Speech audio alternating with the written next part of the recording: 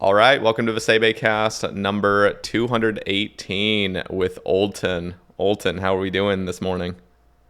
I'm doing well. Just woke up, had some breakfast. I'm really excited to be here. Thanks for having me. Yeah, it's my pleasure, man. And it sounds like we were just talking briefly before the recording. I had Lone Gym Rat and JT on the cast just a couple weeks ago who are involved in the new clan called Log Chasers, which, at least according to you, and I'm pretty sure according to them, and all that I've seen, is the only pure collection log clan in the game that's entirely focused on the collection log. Is that correct?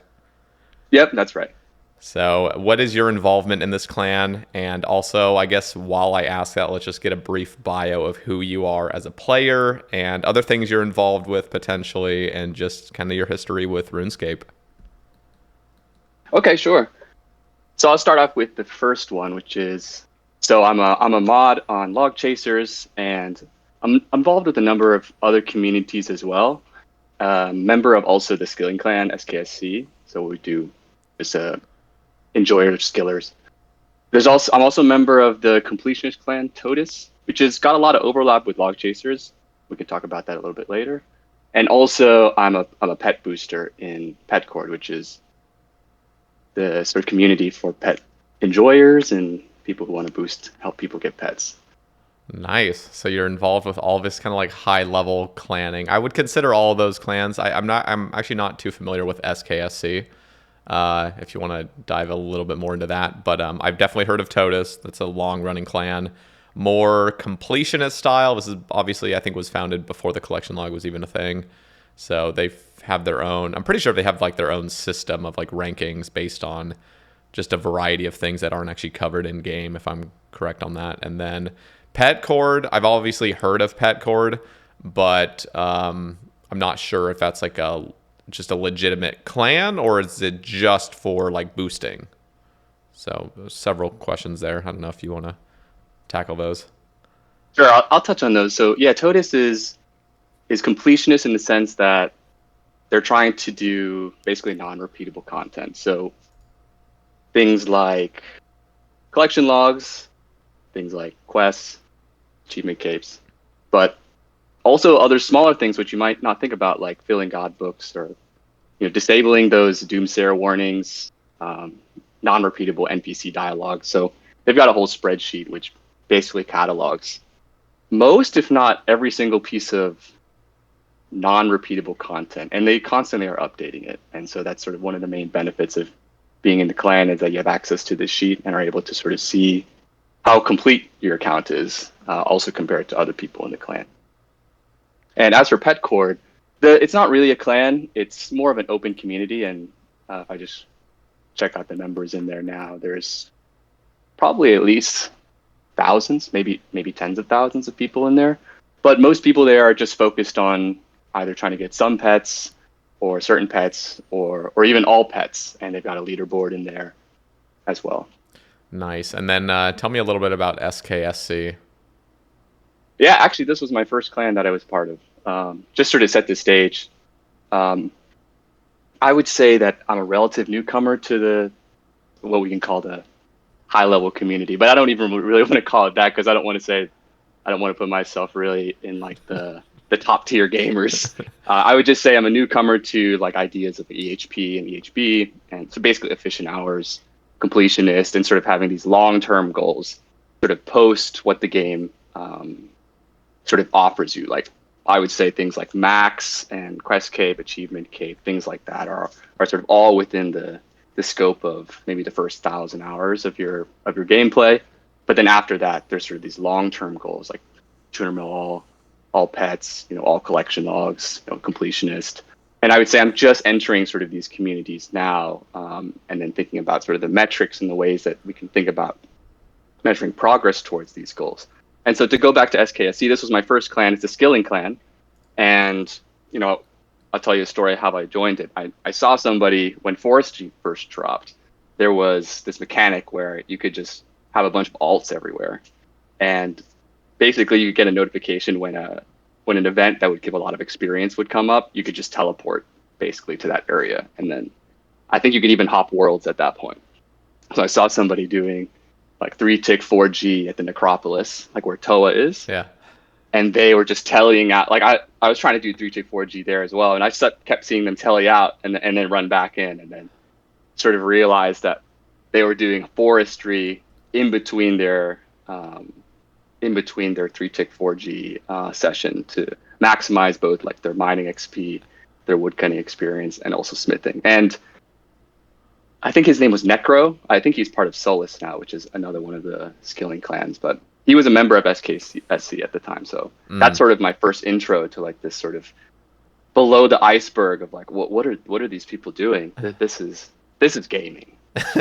Yeah, it is funny that I don't know how long that lasted. Was it just several days of that, or like a week before it got patched?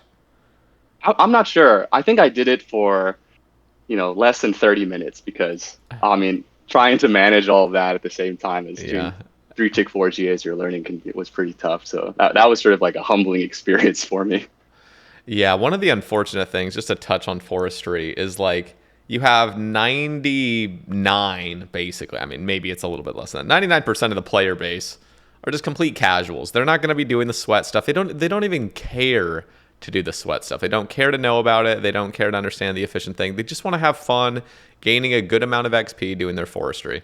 And then when nerfs happen, they're like, what the hell is happening? Why did you nerf something that was enjoyable? Like everything was totally fine. But what they're not seeing is the 1% of people that are just abusing this sort of weird system, because I mean, people are just absolutely obsessed with, just milking every bit of XP possible. And then there's imbalances because you've completely broken the meta of woodcutting across the game. And it's just kind of unfortunate because, the J mods then get a bunch of flack from these people saying like, why did you take away something that was fun? And in their eyes, they're like, we're just trying to keep the game balanced at all ends, including the latter ends of the player base. So that whole thing's a mess. But yeah, it's just something interesting that I've kind of noticed. It's the same thing with like mixology. I mean, I personally don't have any problems with mixology. I think it's actually balanced very, very well. But I know there's some players that I've talked to recently, Faye Poppy included, that just have problems with it. And vast majority of people, in fact, even more than I would argue, are in the subsection of like the forestry thing I was just talking about. Like there's very, very few people that have a problem with mixology rates, and I think it's just kind of a coin toss for the devs to decide whether or not it's something they need to adjust. But yeah, interesting. So it sounds like you're pretty new to old school, even though you're already involved in kind of these higher level clans. So it sounds like you just kind of like shot up super fast with that. So let's get a history of your old school history, and then just RuneScape entirely, the history of your extent with the game. Sure. Yeah, I'd love to come back to that topic you were just talking about before, for sure. like also balancing between like sort of the mass number of players and also the sort of very tip of the top, the top 1% of people. But we can come back to that, and I can just sort of briefly go through like my experience with RuneScape and sort of why I think I'm still relatively new to the game and still learning a ton. So I'd say, just like most people, I played RuneScape as a kid. This was probably mid 2000s. I'm not sure the exact year, but I was pretty young. And then played for a few years, and I remember the days where playing with my cousins at their house in the summertime, like going PKing for the first time, and dying to a huge clan and losing full rune. And I still remember the day that I was trying to kill steel dragons for a Visage when that first came out too. I never got one, but it was sort of one of those core memories. And then I stopped for a long time. RuneScape went through EOC. I didn't really pay much attention, and then Old School dropped, and I also didn't really pay much attention. I think I was just busy with other things in life. And then also, like most people, I think during the pandemic, a lot of people had a lot of time inside. So I actually didn't start with playing Old School again. I got into playing some private servers, and just that's how I got back into it, really. And then sort of when that that itch was scratched, I came back to Old School, I'd say mid 2021.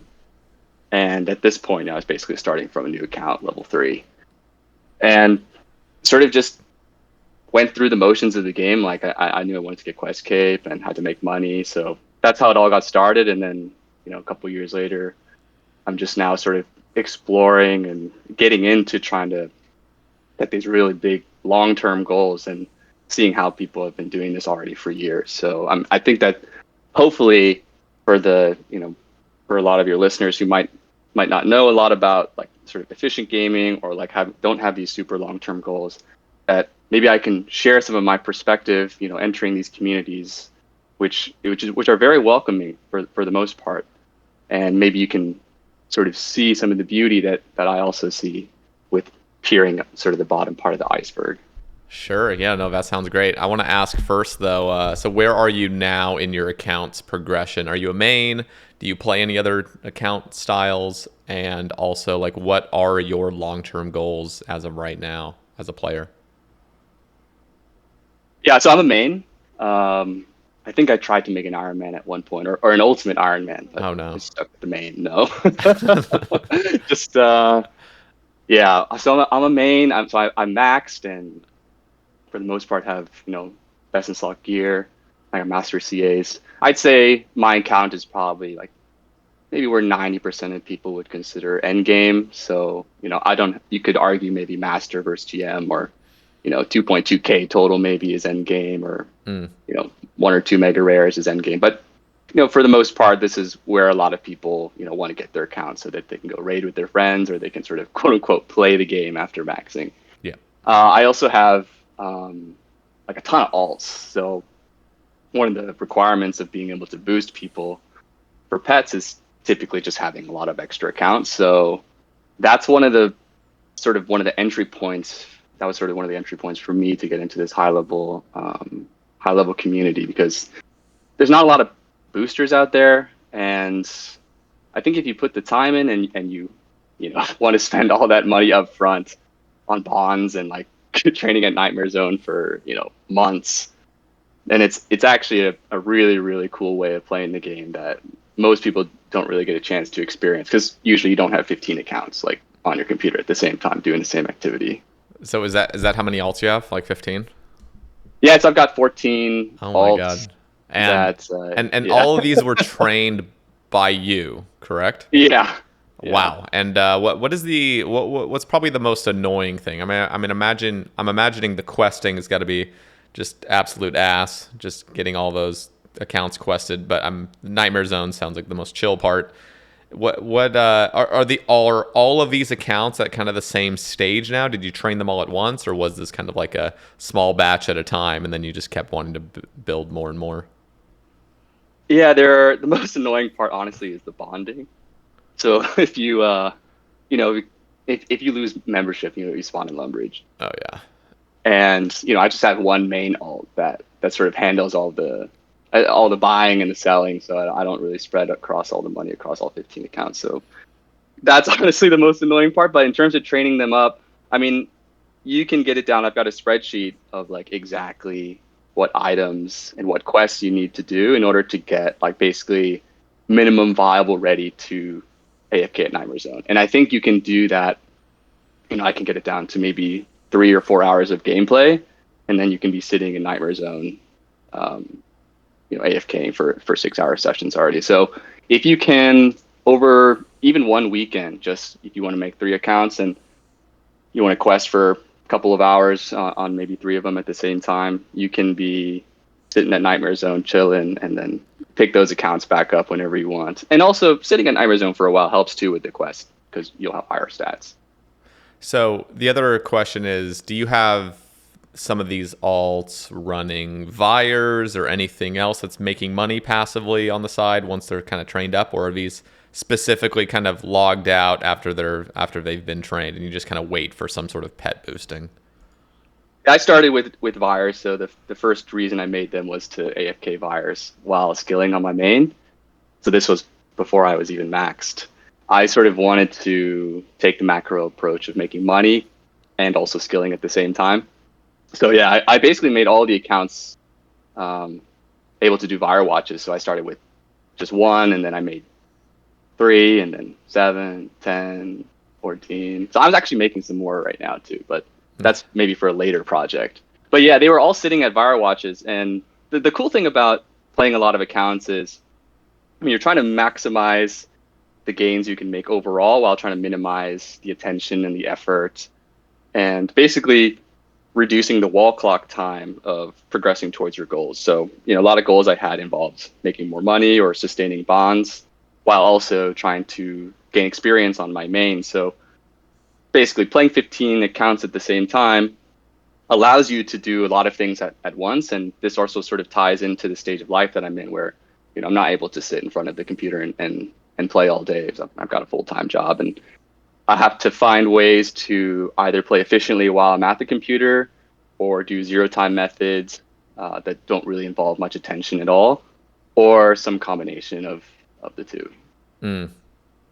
And okay, so I'll just say straight up, when I play multiple accounts, I start getting a headache almost immediately. Does that pass? Is this like a personality trait of like enjoying multiple accounts, and you kind of just, and some people just are not built for it? Or is this something you have to like kind of get past? Like you just have to understand like, okay, this is what it is, and then you get used to it, and it's like an acquired taste. What was it for you, and what would you say to people that are like me that are just like, nope, one account only?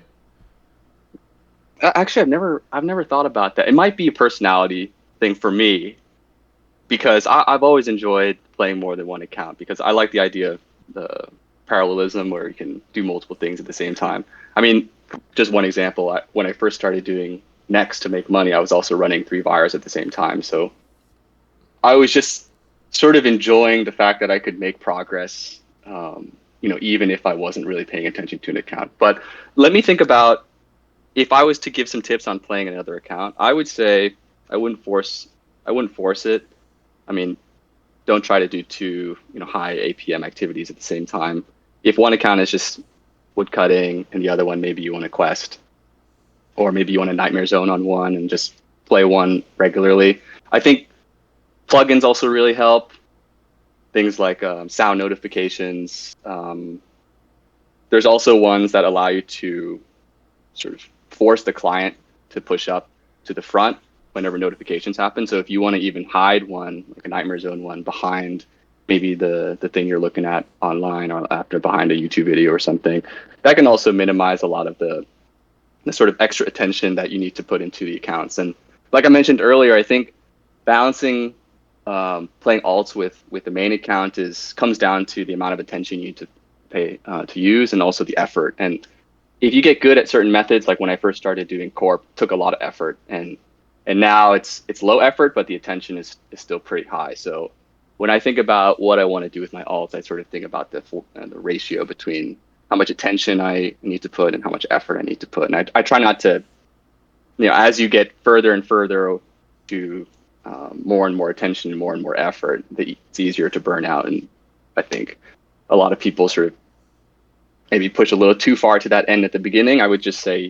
do something that's really low attention, really low effort, and just see where one alt gets you. Because you can get accounts up high combat stats pretty fast. If you're a main and you want to get like spec transfer alts for some of your boss grinds, I think a lot of people probably in the sort of all pets community, people are trying to get all pets, probably have three or 4 alts that have that ability.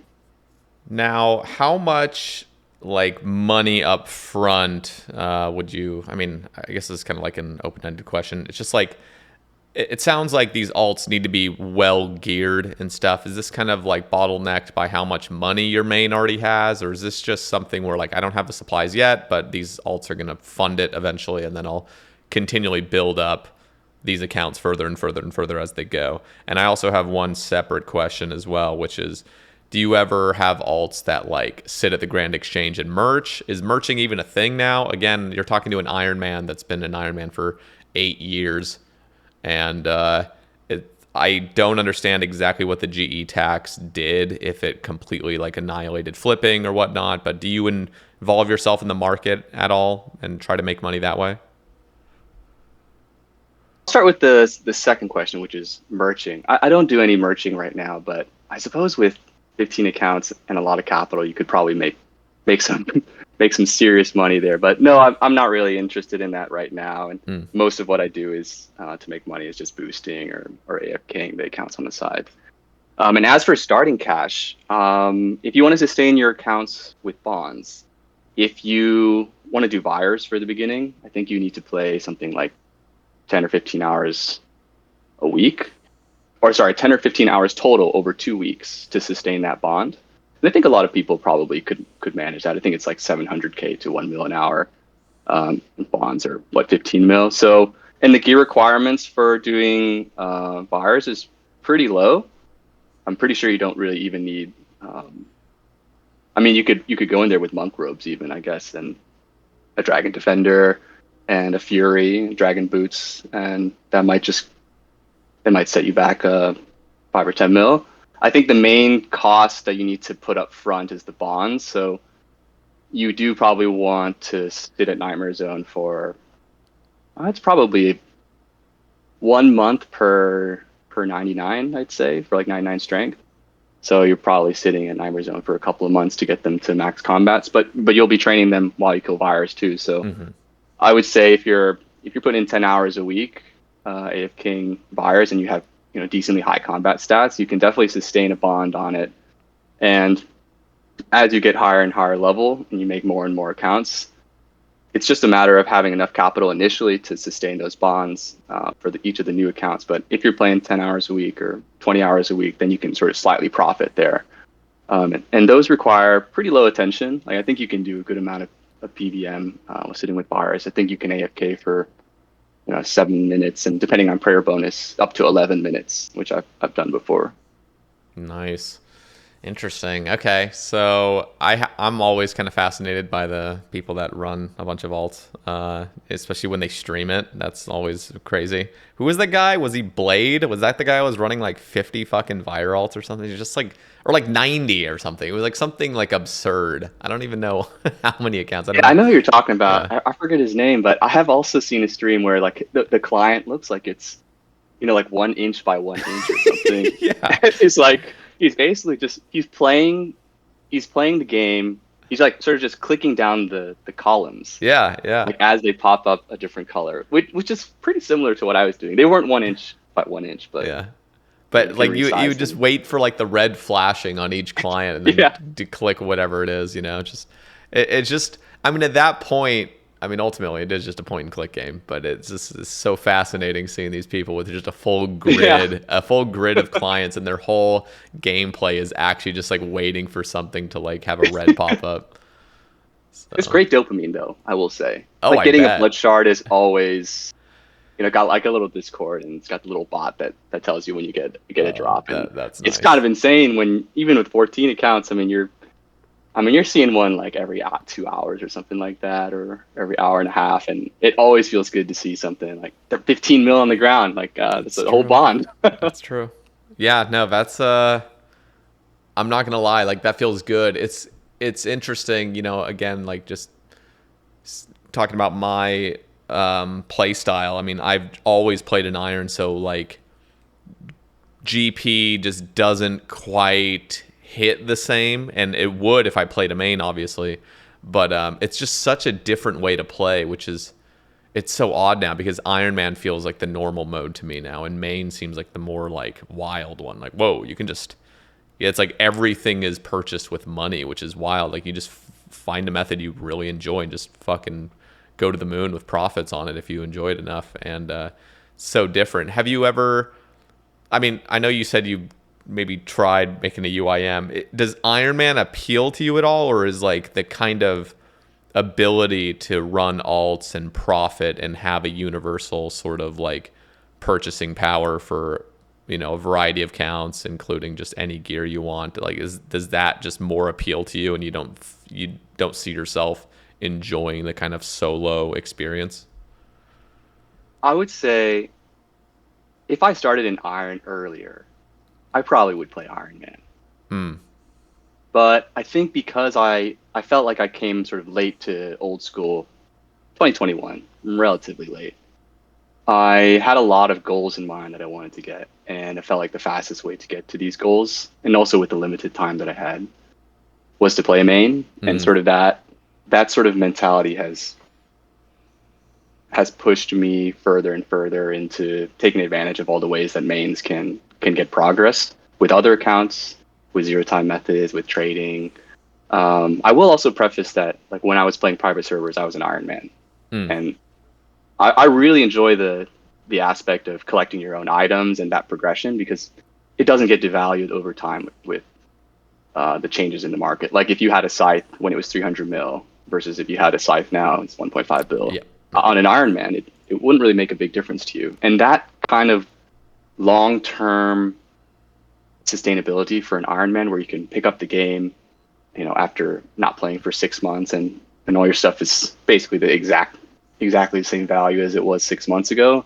That is a really appealing aspect to me. But I think that just I have certain goals in mind that I want to get X number of GP bank for max gear. I want to have a max cape. All of these goals I had early on, they were just faster to do on a main. So at this point, I think just stick with the main. But I do really appreciate and like the concept of playing an Iron Man.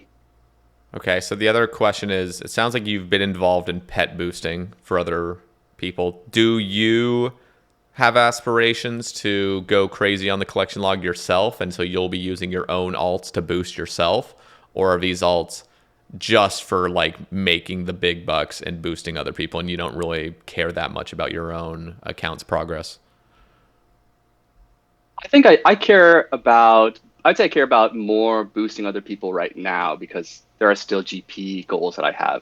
Like I want to gear up my accounts better.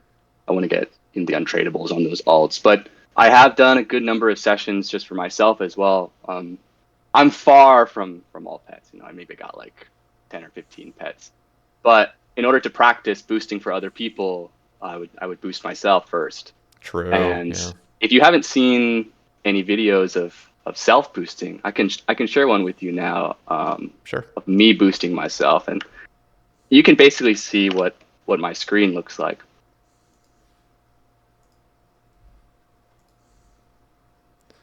Okay, I have it pulled up. Yeah, one plus 14 solo corp for those listening, and there's 4 quadrants of accounts, and then there's a column of another 10 accounts just down there with Osmumton's fangs.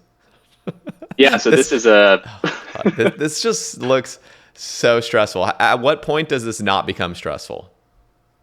I'd say once you do a couple hundred, Okay. which would take you maybe 5 or 6 hours to do a couple hundred. But I think when you first start out, I was dying like every five kills. And I remember telling my friends when I was first starting, like, oh, I just did like a 7 kill session, like without dying. It's like that kind of intensity at the beginning, because it feels like a million things are happening.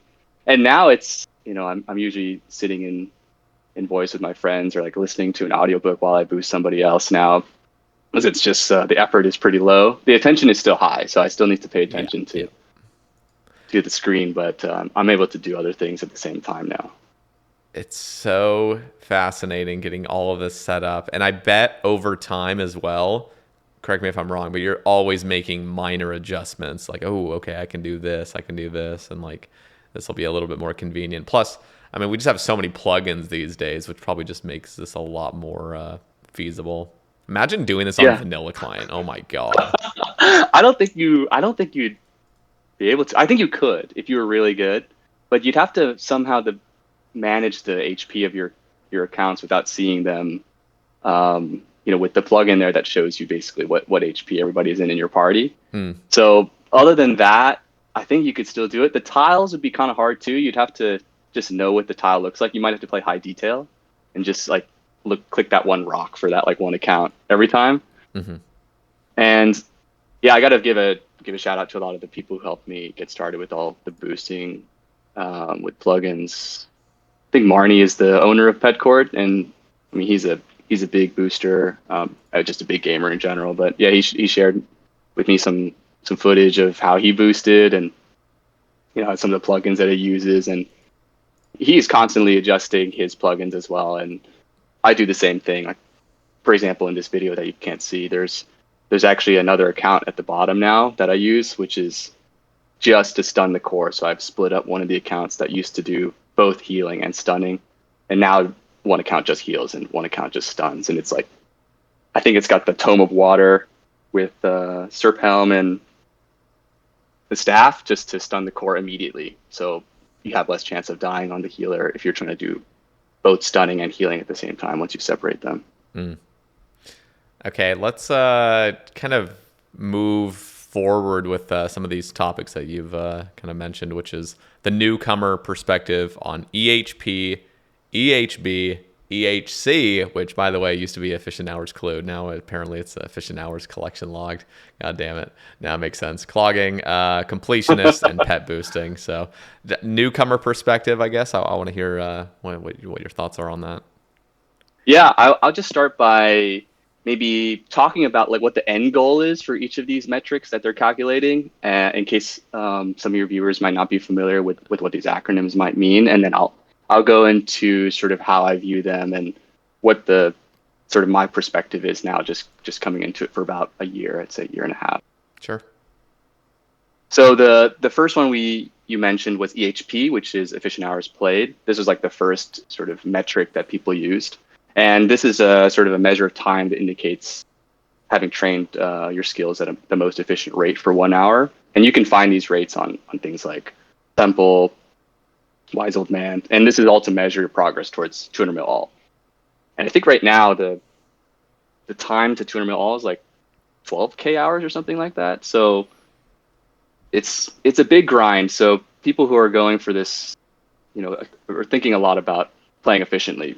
If you're playing 10% less efficiently, you're adding 1,200 hours to your grind, which is a lot. So this is sort of the first measure of efficient play, which is probably why it's not called efficient hours skilled, because I think at the time people only thought about skilling in terms of efficient hours. So that's sort of a legacy name in my opinion. So it should be EHS at this point. I suppose so, but I don't think it. I think people just know what it is. So yeah. In case it's confusing, because I mean, at this point, EHP, I mean, it just seems like this should be the accumulation of everything you've done. Like, yeah, right. But I guess that would be, well, yeah, no. I mean, honestly, if it were up to me, I would say, yeah, fucking make it EHS, EHB, EHC, and then EHP is everything. Yeah, that's actually a really good point. But I guess maybe we could bring it up. It would be confusing for people because EHP has always been the acronym for skilling. Yeah, that's right. That's right. So I guess people that have been in the community long enough will probably raise pitchforks. If Yeah, for sure. So yeah, that's EHP. That's efficient hours played. That's the measure towards 200 mil all, basically.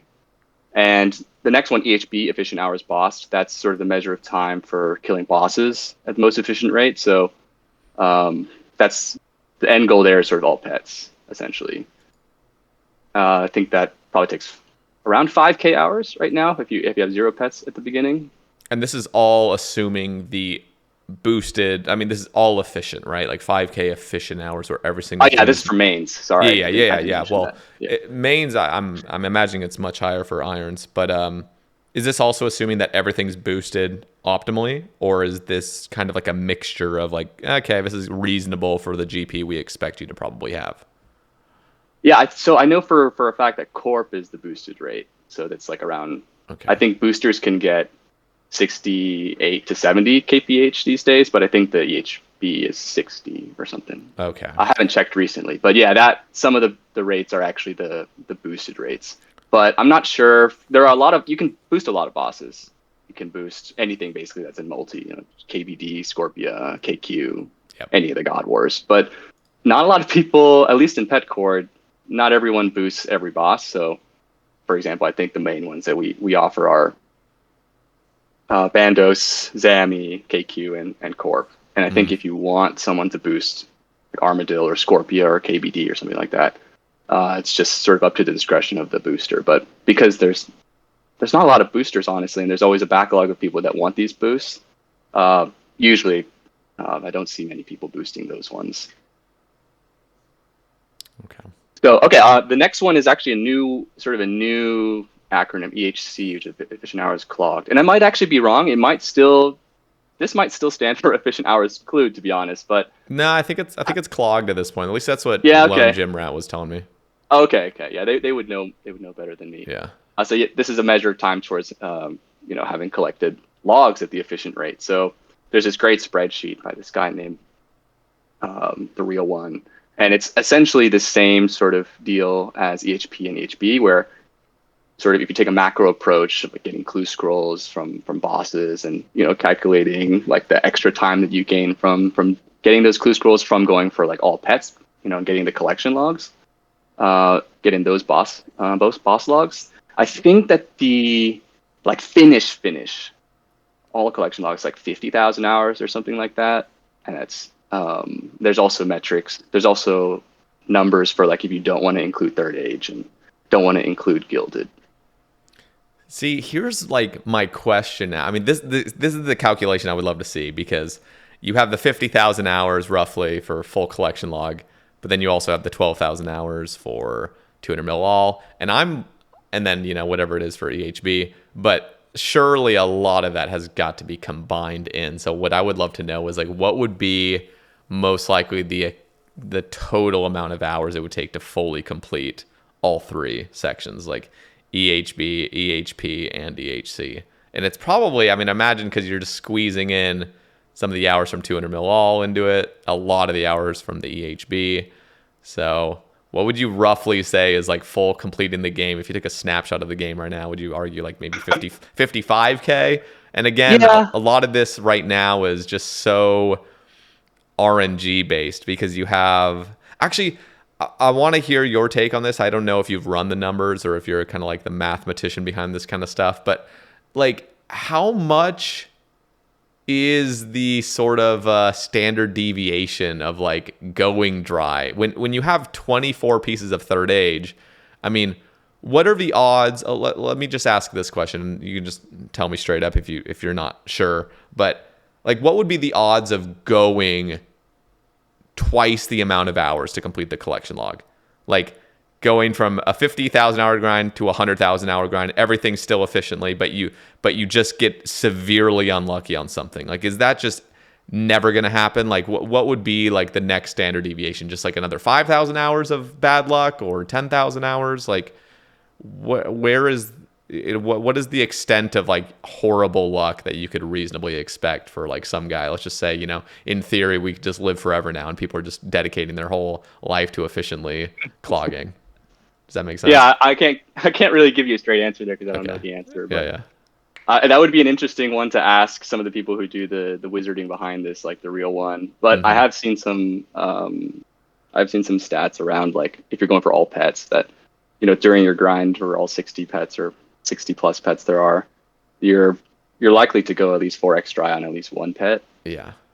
So I think that with EHC, especially if the third age is so rare, variance has got to be really high there. So you might be sitting on just 2 more third age for who knows 20,000 more hours. I just made that number up. But yeah. You can see that if you're just working, if you do work a full-time job, 40 hours a week, 50 weeks. This ain't the year, game for you, Ben, if you work a full-time job. Yeah. Like, that's only 2,000 hours a year, basically. So you'd have to play for 20, 30 years as a full-time job, and that's just to get on rate.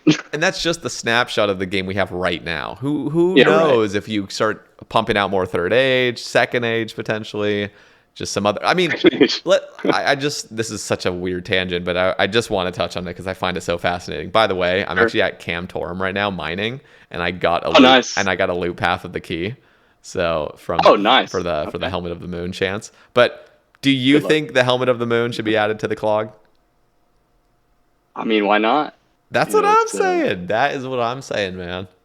Yeah, I think maybe this is just my own personal take, but sometimes they're catering a little bit towards things that are things to be completable these days. Mm-hmm. I mean, I'm sure at the time when the Gower brothers made the game, 200 mil all was not something they thought anyone would ever get. Probably not even 99 in the skill, but I think they just set that number so that it wouldn't overflow the int value. But I feel like if it's a piece of item, if it's an item you can get from a chest and gets into it's like, yeah, why not? Why not throw that on there, like in the miscellaneous tab? But let me ask you this, because, you know, I talked to Mod Arcane on the cast, and he Yeah. loves the idea of super, super, super rare things. But you have the clogging community, which genuinely wants the collection log to be a completable thing. And I feel like that small group of players is becoming larger and larger. Like, people are now expecting this thing to kind of be completable. And so if you were to throw something like the Helmet of the Moon into the clog, then people are like, why is the rate so absurd? And then who knows, maybe they'll get the Jar of Darkness treatment, where it's like, this is out of control, this is so out of place. Although in my head, I just think it's really fucking cool. I think it's a cool thing to, you know, just this helmet means literally nothing. It's just a flex item. It's just goofy. It's super damn rare. It's rarer than third age. I mean, definitely much, much, much rarer than going for an unspecific piece of third age. And I'd imagine probably on the rate of getting a specific hard tier piece of third age. I don't know, I might be off base here, but I think it's around like 7,000 hours or something roughly. Nobody actually knows the exact calcs, but the helmet's just ridiculously rare because you have to. It's a 1 in 400 for a 2-piece key. That's a 1 in 500 from a Moxley-Otl. So 1 in 500 from there, plus you have to do the skilling section of it to combine them. I mean, that is just ridiculous. So I think it was something like you have to kill. What was it? Like, oh wait, no. But, oh yeah, I was. This is just something so random, but I was wondering like, oh, I should log into Sae Bae and start alting Sae Bae, just like have that account on the side and just AFK Frost Naguas, because Frost Naguas also drop these, apparently. Gotcha. But it's like a 1 in 7,000 for a key. for a key piece. So you're looking at you're looking at 2.8 million Frost Naguas killed just to go rate of half. Like, this is just half of the keys you're talking about. Then you have to do God knows how many thousands of hours of skilling to get 400 loop halves in Varlamore. And then you combine them all, and then you could still just go dry. You could still just go 2x rate, you know, like, Jesus fucking Christ.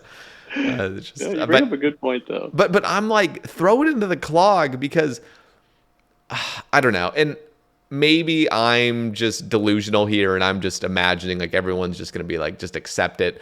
But I know for a fact people would start screaming, because it's just unreasonable almost to expect this to be completable. But in my head, I'm thinking the collection log is not a completion log. It's a collection log. And the only exceptions, last point I'll bring up before I let you say something, is I can definitely understand PvP related minigames being excluded from the clog. I definitely understand that.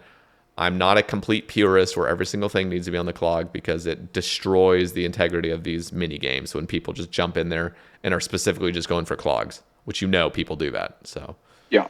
Anyway, I think that's a good point. I see what you mean by wanting to have sort of everything you can do into the sort of collection log, but I guess maybe some things, on another perspective, could fall into the category of just completionist. And this is sort of maybe the fourth column here after EHC, which is just doing non-repeatable content. I mean, there could be some way to mark that you've gotten the helm. Maybe you can put it on, if you're an Iron Man and you get the helm, maybe you can wear it, put it in or something, or wear it or something like that. You know, like there probably is a time and place for removing things from the collection log, or not including them. And I guess in this case, what they were thinking was, okay, if it's going to be a multiple 1,000-hour clog, let's leave it off and then see how people react to it. And if people are really wanting to include everything and turn the collection log into a completionist log, then you can always put it back or put the next thing on there, that's super giga rare. Yeah. But a lot of people who are in the sort of collection logging community, as sort of my perspective now, is that they're sort of overlapping with the completionist aspect. And some people, like, for example, the speedrun quest stuff, like, that's not on the collection log, but it is part of like the completionist aspect of the game. So I think there's sort of a very large overlap in that Venn diagram between clogging and completionist, but there are still some things that just sort of solely live in the completionist side of things. Like, what is it, RS3? It's got some like crazy Castle Wars requirement for like the completionist cape. And that kind of grinds, that level of grind where it's thousands of hours, maybe still just belongs in the completionist side of things. This, it's just my perspective right now. It's two different ways of playing the game, which have a lot of overlap. But ultimately, a lot of people in these communities, people are going for 200 mil all pets, all collection logs, completionist, stuff like that. They're all sort of in the same camp. Everybody has got these super long-term, super macro level goals that they're just all trying to make progress towards. And I don't think there's a single person that's got is top collection logger, has all pets, 200 mil all, and and completionist too. There are people who are like maybe 2 or 3 out of the 4, but I think that maybe the closest person I can think of is, Marnie's got top collection log, and I'd say Hey Jace is up there. Hey Jace is up there. He doesn't have all pets yet, and he's still not up there in the top 5 of collection logging, but at least he has the 200 mil all out of the way. Yeah, I also think DB Cooper has 200 mil all and all pets, but I'm not sure if he's a big collection logger. Wow. Okay, I didn't know that. So, and also I know Torchinama is like all pets. He's like probably ranked 3 or 4 collection log, and he's going for 200 mil all. So, and then Marnie isn't going for 200 mil all as far as I can tell, or maybe he is, but he's not 200 mil all. So there's like a lot of players who are, I think like 2 or 3 of the 4. But there's no single player who's got like the top spot in everything. But so that's what sort of the beauty of the long-term sort of late postgraduate kind of gameplay is for RuneScape that is so appealing to me. And I think that for people who, get to the point where you've maxed and you've got great gear and you still want to play the game and set these long-term goals, you don't have to go for 200 mil or all pets, but it's nice to know that there are these communities that are really focusing on trying to be, these super long-term goals, really ambitious. These are thousands of hours.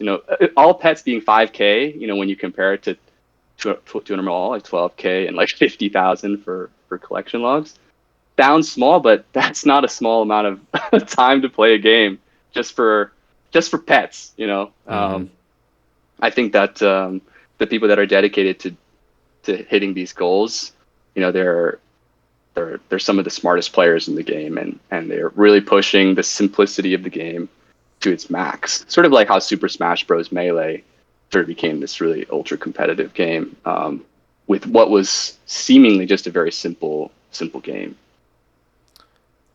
Okay, I'm curious here. This is just because I went on to the collection log high scores officially. Has Casey not logged in? He might be fully burnt. Yeah, he must be, because he should be on the top page. Has he just not logged in since his collection log update? That's crazy. To have not even logged in, that is wild. Because you have to log in and log out to get your name on here, right? Yeah. He's clue locked, or is he? He's pretty close. He doesn't have all pets yet, does he? But he's getting there. He's had all pets before. I think he's probably just missing this latest one, but he's supposed to be top 5. I'm pretty sure, maybe top 10. I don't know the collection log, the unofficial site where he's at there. I haven't pulled it up, but yeah, is he just completely burnt? That's actually interesting. I know he's had burnouts in the past. He's just been basically clue locked for God knows how long. It just feels like Casey's only content ever has always just been do close, and that's honestly the name of the game when it comes to. When you look at the overarching theme of the game, if you're gonna take it long term, like everything, you're doing easily 70% clue scrolls. If you're considering 200 mil all and everything, what would it may even be 80%. Nah, I would probably say like 70%. I'm probably off on there, but it's like this game is all about doing clues. what turns out to be a distraction and diversion has turned into the end game for a lot of people. Yeah. This is my impression. I haven't done thousands of master clues and elites yet, but most people sort of see the end game of clogging to almost just be clue locked. You've done everything else in the game, and now you're hunting three elites an hour or something. I think that once you get there, a lot of people either just stop playing, they keep grinding, or they move on to another big goal like 200 mil all skilling or something, or like speed run questing. Sort of the completionist side of the game. Interesting. What are your thoughts on the new collection log sort of wieldable stuff? So the staff and the book. Do you like the rankings? I gotta say, I mean, I was pretty outspoken about how I would like to have seen the rankings, but it sounds like what they did was went about it a pretty decent way. I mean, I think it was like a middle ground in my opinion, which is basically like the collection logs are set from bronze up to dragon or whatnot at certain intervals that are clean. They're intervals of 100 or so, or maybe there's a few that are in the 50. But it's just a clean way to go about it. And then you have the gilded tier, which is ever expanding.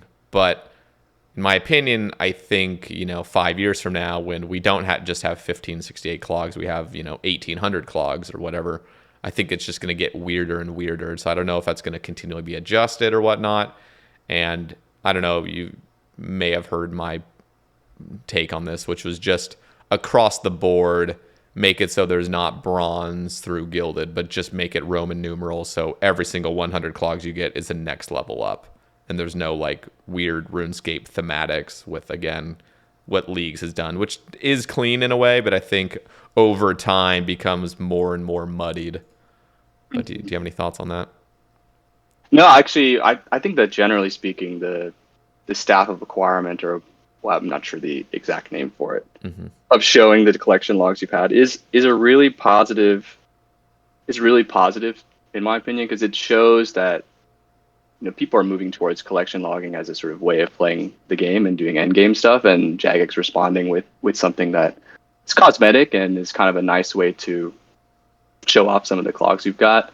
I think generally speaking, it's a great update. And in terms of changing it so that you remove all of the different tiers and then just adding the Roman numeral, yeah, I definitely see what you mean. And once you get to 1800, because I think it only goes to gilded now, maybe they're just leaving the next ones for once gilded gets to 1700 for 90%, they'll just add in some more staffs and have to come up with some arbitrary design for it. Like but if you removed the ranks now, it might be, I don't know, maybe people would be probably up in arms again. No, they would for sure.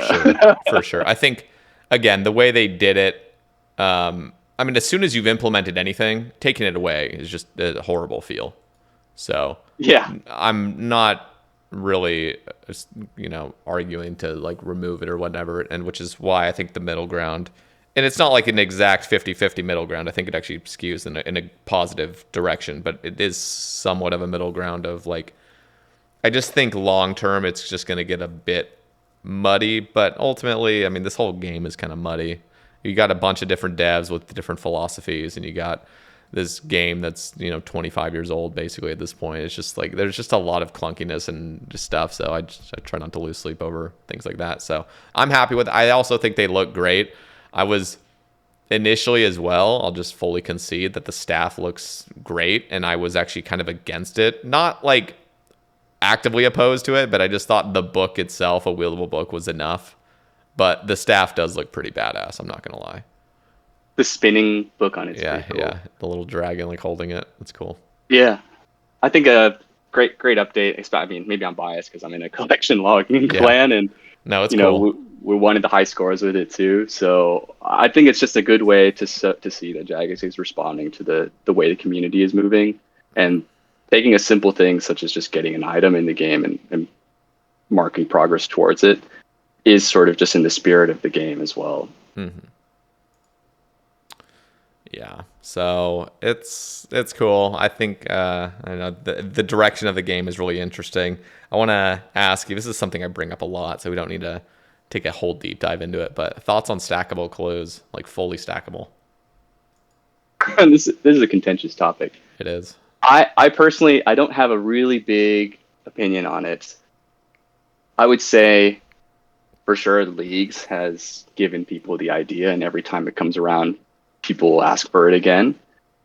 And with the 1 hour timer for clues, most people are just essentially stacking clues on the ground.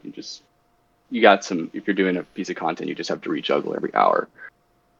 I think it's a bit of a slippery slope to go full stackable clues, because let's say and this is just an example, you want to AFK jellies for hards. I mean, you could just sit at jellies for 6 months, stack like thousands of hard clues in your inventory, and still do other content. That'd be amazing QOL. I think it gets a little bit the idea that you could just like infinitely stack clues and never really have to think about them again before doing them. I suppose since so many people are getting into the end game of like doing clues full time, essentially, opening implings, essentially, it could be a really big QOL for them. But I think for a lot of people, they just see that as a little gimmicky, that you could turn this thing that was once a distraction and diversion into things you could stack thousands of and then just do, a huge amount of clues all at once. This is my perspective on like why people don't want it. And in leagues, it's super nice because it's short-term game mode and just goes away after that. But I don't really have a huge opinion on it. If people want it, I'm cool with it. If people continue to not want it, I'm also cool with it. I think that the way that we do it now with juggling clues is a little bit janky, but it is kind of, it's sort of in the spirit of the game, in the sense that there's some weird loophole. You try to give yourself a small advantage and the clues stay on the ground for an hour, so it gives people a chance to do content for an hour before coming back. I mean, I think that's kind of one of the beauties of the game, and could just be me being unreasonable about I should have to come back. I don't think it is unreasonable. In fact, you're not the first person to have kind of painted in my mind, part of the problem with going full stackable, because I don't think I measured in my head just how big of a change it really would be to go full stackable. I think the sort of simplistic version that I kind of gripped onto almost immediately was just, we basically already have stackable and it's just an annoying version of it. And like you said, I mean, once you go full stackable, it's not just camp jellies for 6 months, but on top of all those jellies, you can also do whatever else you'd like in the game without ever having to think about juggling or ever having to think about, I can't actually do anything else until I've done all these clues. So it's 100% a massive, I wouldn't even claim it's quality of life, just a massive buff to clues across the board. It would just be insane. It would completely change exactly how clues are done, basically. And again, this is all assuming it's an infinite stack of clues, which I wouldn't necessarily be opposed to. I think this is all just, this is why I like having these discussions, because it opens my mind to potential huge downsides or just balancing issues across the board. But yeah, I don't know. I mean, I just think, and this is what I go back to, because I'll fully concede that, we might not have to go down the full road of just going full stackable, unlimited stacked. And I also agree that the system we have is kind of charming in a way. It keeps you kind of locked on what you're doing. You can do the session for a little bit, but then you got to do your stack of clues that you've stacked up. I don't know. I guess in my head, I'm just thinking like it's just, I don't know. I'm kind of up in the air with it, I guess. I just like, it's not that big of a deal, I guess. And the more I've talked about it, the more I've kind of opened my eyes to, maybe we don't need to make a huge decision right now. I guess for so long, for like a year, I've just been thinking this is the messiest private servery type thing where you're just juggling clues repeatedly and it's obnoxious and it's annoying. And the other argument was just like, we are getting to a stage where so many late game players just want to do clue scrolls, and that's the only thing they have available to them, mostly. So Yeah, I don't know. I just like talking about it. I think we'll eventually, over time, kind of come to a pretty good point. But yeah, I don't know. It's a lot. It's a lot to talk about, and it is a contentious topic still. So Yeah, I like what you said about it has a certain charm to it. Picking up your clues, doing them after a session. I will say that it would probably help Iron Man a lot because then you could stack your clues, and I mean, if you're a main, you can just open imps basically, which is essentially stackable clues, yeah, just not from NPCs. So it would be a big Iron Man update. You don't have to just sit at eclectics for mediums. You could just stack up all your mediums and do them all at once. But you also mentioned if you couldn't have them be infinite, maybe if you could just only have a limit of 10 or 20, maybe the amount that you could normally do in an hour. Maybe you can do like 5 elites, and maybe you can have 10 hards or something like that. Or maybe you could have some CAs, maybe there's going to be a clue guild at some point, you can stack some clues, put some clues there. No, but that's a good point. I think my worry is that if you limit it to, so I'm actually really kind of on board with the whole like limit it, but what I don't want it to be is so restrictive that juggling is still what everyone does. Like people have suggested, oh, just 3, and then it goes up to 5, and then it goes up to like 10 or something. I'm like, bro, people are already juggling like 40 fucking hards already. So we have to get to a point, and I would maybe say maybe 50. Like 50 is at the point of being just right there on the threshold of I don't see people doing 50 clues simultaneously. Maybe some people have done it before, but that seems like a pretty reasonable high limit where if you're milking a piece of content for the whole day, I mean, it's reasonable to maybe expect like 50 or so. And then, because I'm imagining with the stackable clues, you have the scroll boxes you get, and then you can still open them and juggle them. Like you would still be able to do the juggle tech, but you could also do it in a more simplistic way where you just pull out one clue at a time, solve it, pull out the next one.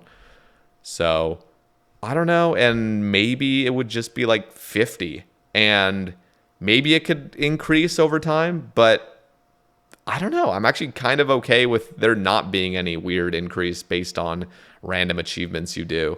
I just think like maybe just setting it to like a set number for everybody across the board is just enough. And then it's not unlimited. So, you go for 200 mil all, and then you just see all your scroll stacks you have like stacked up from everything, and you send them. But I don't know. Yeah. I think there's probably a ton of different ways they could go about it. And to be honest, either way, I'm not super fussed about it. Same. I think what they come up with will probably be some compromise, and not everyone is going to be happy. But if they do come out with it, they'll come up with something that's reasonable, I'm sure. Yeah. Okay, so let's touch on how to get involved in these communities. So for those listening, I imagine there's, several handfuls of people that are like fascinated by these kinds of discussions, and they're probably wondering how to get involved if they, have those aspirations to take the game further. Yeah, there's tons of communities out there for EHP, like 200 mil all pet stuff like that. And I won't list any maybe specific clans, but basically most of them have, if you want to join like a really high level one, start at that end. Usually there's some sort of requirement to sort of show like interest in doing this long term, because if you're going to embark on a multi-thousand-hour journey, they sort of want a select group of people that are sort of like-minded and also want the same thing. So most of the time you can sort of guest in a lot of these clans, like check out if it's the right vibe for you. And that's really important when joining a new clan, is that you're going to want to like the people that you're in the clan with. And maybe I'm just saying basic things, but a lot of times a new clan can sort of make or break the direction of the game that you go into. So if you have a really supportive group of people who are supportive of your goals and sort of align with what you want to do, it can really make your experience playing RuneScape just way better. And I would say that the main reason that I'm getting into these communities is for that reason.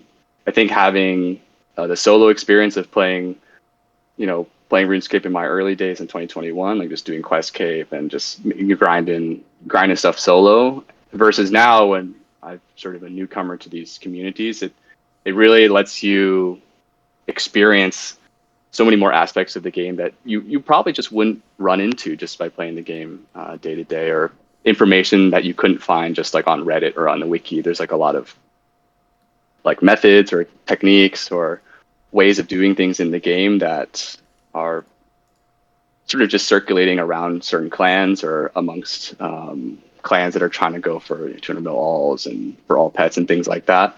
So I would say don't be afraid to just try and guest in one of them. I'm sure most people know like at least one person that's in a clan that's adjacent to PVMing based, or is Iron Man based, or skilling based, or pet boosting and stuff like that. I would just, if you're interested in pets, join Petcord. Since I'm in that, I can sort of vouch that there's people in there are always talking about how to do the newest boss, effectively. Or if you're looking for a team for the new Royals Titans boss, you can find a channel there to join up with other players. I would say, yeah, don't be afraid to just jump in and see if you're going to vibe with one of these clans.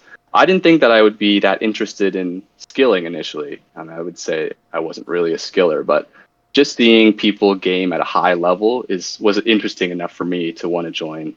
And the people that I first gamed with in there, I basically introduced me to this idea of EHP, that you could have an efficient hour.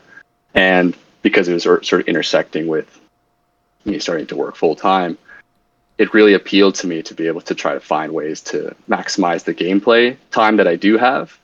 And then that got me into sort of all the other ones, doing efficient bossing, clogging, making alts, completionists, things like that. So I had to sort of summarize that. Try to find one area that you might be interested in, whether it's PVMing or skilling or collection logging or doing completionist stuff, and just try to join one of these communities, if not as a member, but as a guest first. See if they vibe with you and go from there.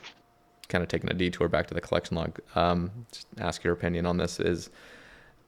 I feel like there was this sentiment that like the collection log will never be completed, like it's incompletable.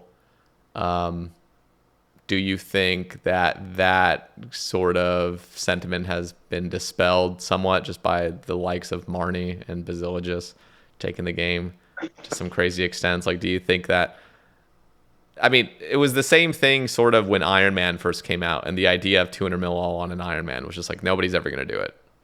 Like, it's too hard. And then people have done it. So I just wonder. Yeah, that's a great question. It's the same thing with collection log. Do you think the collection log will increase faster, like more and more hours will be added faster than somebody can complete it, like Marnie? I would say that the perspective people have that I can see for collection logging is that most people will never get to, let's say, snapshot today, like 1500 or 1520 plus collection logs. And probably most people will just lose interest in the game at that point, even if they did get there. But I think it's the idea of the goalpost being so far away. It's like the analogy I could make is people when they first broke like the 4-minute mile. I mean, they know they're never going to get 0 seconds. They're not going to finish it in 1 minute, like a car.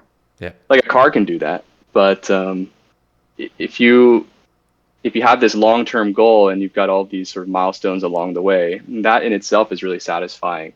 And seeing the number go up, just like with skilling and hitting the boss, I think that's appealing to a lot of people up to a certain point. And maybe why we see a lot of people burn out at the end is because clues just on their own is not that engaging. So I would say most people have this view that, yeah, they're personally probably never going to complete the collection log. And that's probably all right with them, because if they were to get there, they probably wouldn't really want to keep going if they were just doing clues. Okay, here's another question I have, which is, we've seen bosses just with Royal Titans release as well, the ability to destroy and get an increased chance of getting the pet. And I believe it's still clue scrolls are still available, but just basic loot you can't get. Do you think there should be some system like that with caskets? So if you're specifically a clogger, there would be a way to not probably double. I think that would be way too overpowered. but something like a relatively increased chance. I mean, who knows? Maybe it still could be a double chance, but I would say probably not as much. But something where you can destroy the casket. You're not going to get any loot, but you now have an increased chance of getting rare. Specifically just third age, I'd imagine. Maybe gilded on top. Maybe just anything in the rare thing. So no base loot. Yeah, you get no base loot. It's just destroying caskets. And you know what? I would probably say that this is my one concern is I don't want it to be something where everyone does it. Because ultimately you have third age a third age pickaxe going for fucking 12 bill or whatever. So if you had any increased chance, basically everyone's going to do it. So it has to be something reasonable. Yeah. Where it's just a barely increase, but it's still kind of worth it. I don't know. Do you think there could ever be a system? Again, this is me spitballing. There's probably people like, what the hell are you smoking? I'm not. This is just literally throwing out ideas. So I'm just curious, would this ever work? I think that a lot of people have some hesitancy against like being able to destroy first of all in these bosses to be able to have a higher pet chance. I think it loses a little bit of its like you were saying earlier, a little bit of its charm. That there's like some sort of catered way to get exactly what you want. I would say with clues, if you could like sort of riffing on your idea, you could combine 10 caskets into like a big casket, like a big master casket. And you like lose all chances of getting any base loot, but you have a slightly higher chance of it being third age or gilded or like even a mimic or something like that. It just feels a little cheesy. It feels a little gimmicky to me. Yeah. Like totally. Clue scrolls are pretty simple in concept. You go around the world and you do certain tasks and you get a casket and you open it like a treasure hunter. And in the theme of like an MMORPG in the medieval times, like it'd be a little bit strange to me to think, just let me combine like 10 caskets into one big casket and then it's going to magically appear into like a higher chance of a rare item. And like I know a lot of games do this where there's like sort of you sacrifice a weapon to try to get an upgraded version of it, and that's like a very real a mechanic to the game. And we sort of are seeing more and more of that where upgrading attachments to items, but we don't really have any concept of upgrade scape where you like sacrifice something to get a higher chance of something else.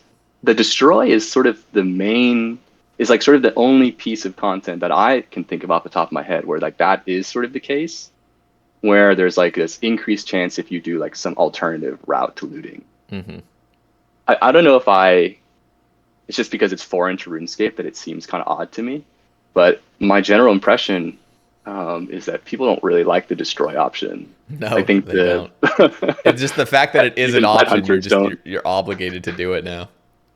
Yeah. So eventually, I think most people who are sort of maybe on the want to keep the game in the simple and pure state, eventually get to this point where they say there's going to be updates that come in, and if I don't take advantage of them, it's just like I'm not going to die on a hill and not do this new EHP method because like I don't agree with the implementation and eventually like you just sort of accept that this is in the game now, so I'm going to do it. But I think that doesn't mean that people will like it. Yeah. I don't know. The casket thing is an interesting idea. I'm not sure I would support it necessarily. But I don't think I would either. I mean, just again, spitballing stuff. Just So. Like that jelly idea they had. Oh, the blood jelly. The blood jelly. Yeah, I'm actually against the blood jelly too. Don't get me wrong. That's not to say that blood shards are in a great spot and keep it the way it is. I just think the blood jelly is a bit weird. It feels scar essency. Feels a little scar essency. Yeah, I'm not an Iron Man, so the scar essence has like basically no effect on me. But I've heard from other Iron Man that it's just it's insane. It's just bizarre. It's just so catering. It's just so like fucking. I would be curious. Yeah. Oh, I'm sorry, I interrupted. No, go. I was going to ask, since I'm not an Iron Man myself, I wanted to get your impression on, back when Iron Man first came out, I very clearly remember people saying that in the blog post that they wouldn't be catering towards Iron Man. But nowadays, it's very clear that every update is catered towards Iron Man in some way. Let's just say the Royal Titans. Mm-hmm. You know, you get an extra necklace, and just saw on the stream that they're adding in an ability to turn that in for big bones. You know, that's not a problem for mains, obviously. It's to help irons get more big bones, so they don't have to go kill, you know, frogs for big bones. I suppose I see that as one of the reasons why if I made an Iron Man now, it would just feel like maybe close enough to a main that I wouldn't want to. I would love to have the pure Iron Man experience from like 2015 or whatever it came out, where it's like you really couldn't do. There was nothing catered towards you. Like, good luck killing Corp. No, I mean, you're right. There's a time. It's like, and again, Iron Man's never been perfect. In fact, the further you go back, it seems like the glory days, but it was hell. Like, it was still, and it wasn't even Really? like hell as in like a more pure thing. I mean, yeah, it was more pure, but there's just so many imbalances. It was like you had, like, for crafting, for example, it wasn't like, oh, crafting was so much more pure back then. No, it was just fucking world hopping charter ships, because that was the fastest way. So you're like finding these weird sort of systems where you're not even playing the game as it should be kind of intended, as in like not abusing shops, not abusing hopping worlds repeatedly. I mean, we still see it with Gold Ore. I would love a more stylized thematic way to, you know, gather your gold ore through mining, for example. But just the fact that you have these stores where you can just unlimited buy gold is just bizarre. And I know these are some of the same talking points I regurgitate on ad nauseum, but it's like I would really love an Iron Man mode that you can't abuse certain things. Like nowadays, like you just do any PVM and you just get fucking mountains of loot. You just do any it's like basically you're just incentivized to rush PVM as soon as fucking possible. Back in the day, it was like, no, like if you want to do PVM, you have to have done a shitload of skilling and prep to get involved in like high level PVM, because you're going to be burning through supplies. Nowadays, you just get all the supplies through PVM, and in fact, probably more than you would just through basic skilling in a lot of ways. And then you have the wilderness that's just out of control, pumping out loot, which is just extremely bizarre. But going back to your point, it's like, yeah, the game is catered toward irons. And they said they wouldn't, you know, do certain things that's catering towards iron. They still somewhat hold that line, although it's just that line is pretty thin at this point. So, for example, like Partner Slayers, like that, they were like, nope, no Partner Slayer, which I can agree with for the most part. I was a little bit upset. I thought that would have been kind of fun. But there's just other things as well where, like, you can't buy herb boxes on certain things. And there's, again, the line is getting thinner and thinner. But I like the updates that are catered toward Iron Man in a way, because it actually leads to a more vibrant and life-filled game. For example, the sandstone grinder, going back to the crafting thing, that was amazing. It's totally thematic. You're mining sandstone, you're crushing it down. You got the giant seaweed going on. You know, I've been just along the lines of crafting still. They came out with the Dorgish Khan light orb activity, which, you know, now gives crafting XP alongside fire making. Still needs to be drastic changes to that place, because nobody's doing it. It's way too underpowered, but and way too high of a level requirement. But I like the updates that are catered. I know there's some diehard mains that just see any update that even resembles catering towards irons, which, by the way, caters towards all players for that matter. It's like, yes, there are some things like Scar Essence which does not cater toward mains, which is I was totally against Scar Essence. But ultimately, when things feel like they're catered toward irons, it's actually just a net positive for all players in a way, and not every single player is playing in an efficient way. I mean, there's tons of mains that would benefit from a quote unquote iron themed update where it's like this is totally catering toward them, but like there's mains that, you know, kind of play like an Iron Man. They want to get their own stuff. Sometimes they use the Grand Exchange, sometimes not, and I think across the board it's a net positive. Yeah, it's a good perspective. Just, you know, since I'm far away from that community. And I think that Iron's pretty big too. Like, I don't know the exact percentage, but it's massive. You know, every other person is probably an Iron Man or has one at this point. Yeah, it's massive. And plus you have the group irons and the unofficial groups, the hardcores, the ultimates, the group hardcores. Like, it's just, there's so many where it's like you not catering towards Ironman is just bizarre, because you know that if they were to like hold true to that stance, it would almost be anti-Ironman, because basically any positive update for this game affects positively Ironman, and so you could always paint the argument like this is you're catering towards Ironman, so they'd be like anti-Ironman, like nah, fuck you guys. Yeah, that's actually a good point. I think maybe retroactively changing things that were in place when Ironman mode came out to cater towards Ironman is a different thing than introducing new content that does cater towards Ironman. Like, I guess also from the perspective of like Corp, for example, people have been asking for Corp changes forever, like to make it in line with things like Nex, so that you don't have like you can go in there with your friends as an Ironman and still get a chance of getting loot. Yep. So I think maybe there's more discussion around like changing things that were sort of core to the game before the mode even came out. At first, is just changing things that are new updates, which could benefit everybody, like you were saying. So that's a really interesting point as well. Yeah, you're right about the Corp discussion's actually really fascinating, especially just having talked with you. It was actually on my mind. I was going to bring it up earlier. Just the idea of having a next drop-based system with Corp would completely throw off boosting in a way. It's like, yeah, for sure. I mean, you would have to have two systems going on, which would be weird. I'm not sure how you would even boost it at that point. But I'm sort of biased because I am a booster myself, and it sort of relies on the single highest damage person getting the loot. But it's true. Boosting probably wouldn't even be. It would just be like go in there with everyone being maxed, basically just free for all kind of. But no, there would still be some elements of boosting, I think. It would just have to be like people just speccing kind of, and yeah, I think you could just sit in there with spec transfer alts and healing, and just like the iron would just keep void waker specking, and like you wouldn't do any DPS basically on your accounts if it was like fully contribution based. That's true. I think the pet like for Nex is based on contribution as well. So you wouldn't want to do any damage on your alts, and you would just sit there basically with Pnex.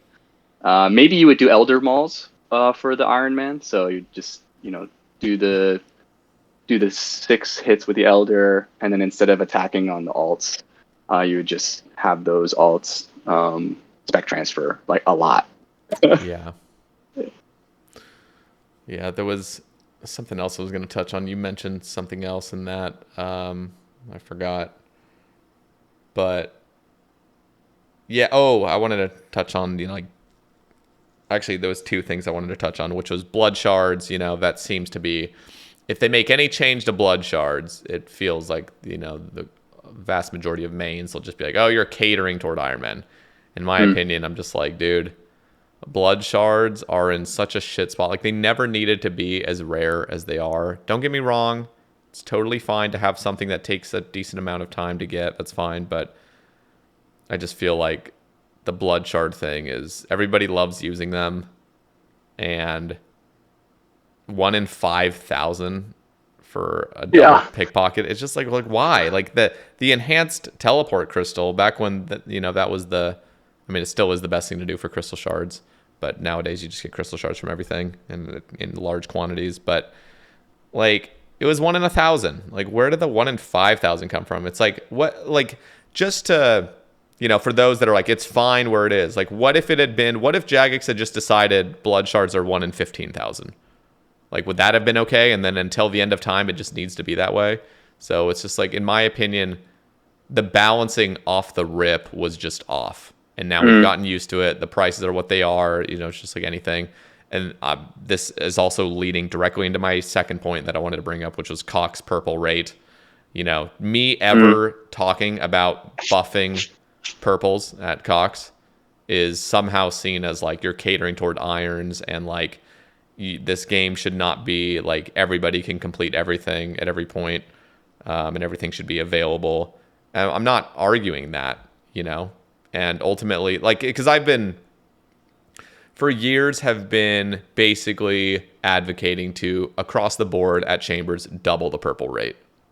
Like just you're getting double purples. Like it's just twice as common to see something. Mm-hmm. And yes, that would be a massive change, but I think it would be a net positive across the board. Yes, prices would fluctuate, but supply and demand is always shifting. So if more people are doing Cox because more purples, the prices will decrease, which will lead people to not want to do chambers as much. They'll go do other raids or whatnot. So that's not really a concern of mine. The concern of mine is just like, dude, the purples are too fucking rare. Like it's just, they are. Like the raid came out when it was the one raid. And so the purples are so inflated, or not inflated, deflate. I don't know what the word would be. Just out of control drop rates, because like they drop this huge massive update and they want people to milk it until the end of time. But it's like, bro, stop. Like a TiVo doesn't need to be 400 hours. And again, if you're like an Iron Man, I'm gonna paint the Iron. I mean, even if you're a main going for a TiVo, again, they don't need to. They can just buy it. But it's like, dude, when you're going for a TiVo, you don't have a TiVo to grind it. So you're not doing efficient hours. Like, right. And you're sitting there with your fucking teammates outside of the raid waiting to go in. Like this shit genuinely takes probably 700 hours for a lot of like normal people that are just raiding casually. And probably even above casually as well. Like they're actually trying to be good. They're not dying in the raid. But it's like people, it's almost like a sign of ignorance. It's almost like doing Nex masses. Like people do Nex masses, and if they actually fully understood how shit the rates are for doing Nex masses, like nobody would do it. Like just like this is such a waste of fucking time.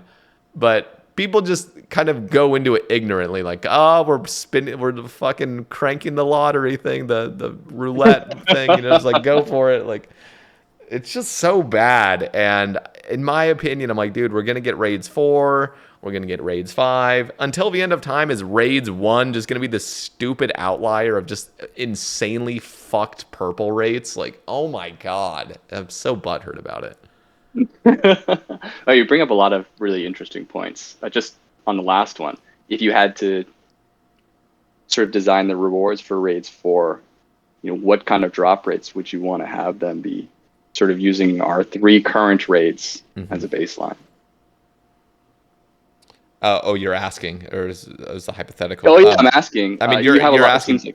I love all 3 raids have their problems, in my opinion. Which is, Chambers is way too rare. Tob has a weird ass system where it's like just don't die and you get a reasonable thing, and then it's just like MVP per room, which is very bizarre because it means you can go in there with like a dog shit account and get very, very, very reasonable rates at purples. Which, don't get me wrong, feels great when you're a low level and feels like you can actually get shit. But I don't think that's fair necessarily. Because, for example, and just to paint this for those that don't understand how the top system works, like you could go in with a 5-man team, or any team size, let's just say a 4-man, that's generally what people do. You could be the dude with a D-Sim and a rune crossbow. And you'd have one dude that's like, just kind of leeching in a way. So let's just say it's a 4-man. 3 people are blorvad up with scythes and everything, and you're the dude with the rune crossbow. You would go in there, and let's just say one of the guys gets MVP every room because he's actually just sweating and he's summoning his thralls accurately and he's just really trying to milk every single thing. All of the other 3 guys, the 2 other guys with blorva and the guy with the rune crossbow, they're all getting the same rate per room. As long as they contributed in the room, they're getting their points for their purple chance. It's like the only benefit is the one guy that gets MVP per room. And in fact, I mean, the guy with the rune crossbow could do literally like 15% of the DPS that the other 2 Blorva guys did.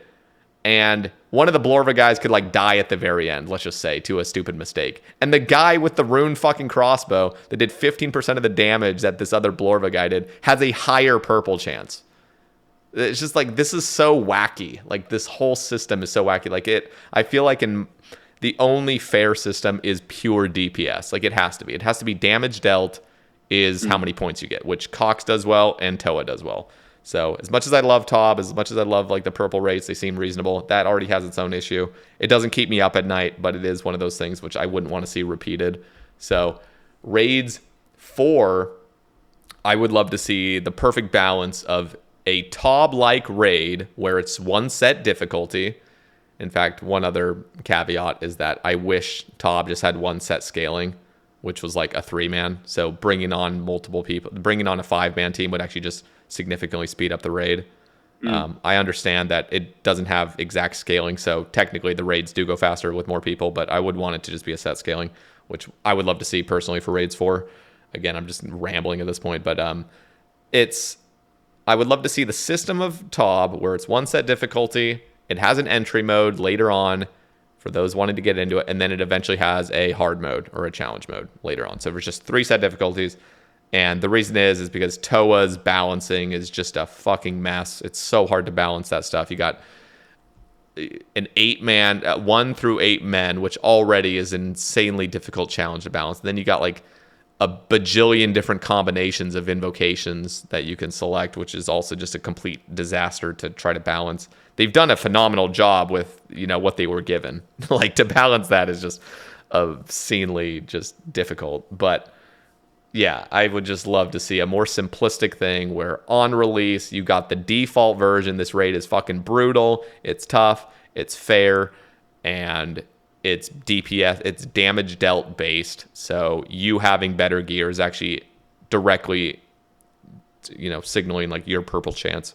And then, yeah, we have an entry mode that doesn't give any purples to get, to get the baby steps in. And then you have a challenge mode later with like other random ornament kits and stuff, which I liked from Tob. Anyway, that's my long spiel of how I see it. What are your thoughts? What would you say? Yeah, I would say that Tob probably gets the skeleton of a raid down well. Yeah. And the only thing that sort of you disagree with is the fact that there's no point system like Cox and Toa, even if it's hidden. That the point system for each room is not really reflective of the amount of contribution you've done to the raid. Exactly. I would say, generally speaking, that's probably how I feel about how the next raid should be. In terms of mechanics, I think they sort of overcomplicated things with Toa with all the invocations and sort of the simplicity of Tob. At first you just think it's just high DPS, just get through the raid, click boss and go. Actually allows you to have so much depth to it. And that's sort of the spirit of RuneScape, in my opinion. At first, chopping trees and killing mobs is just point, click, wait.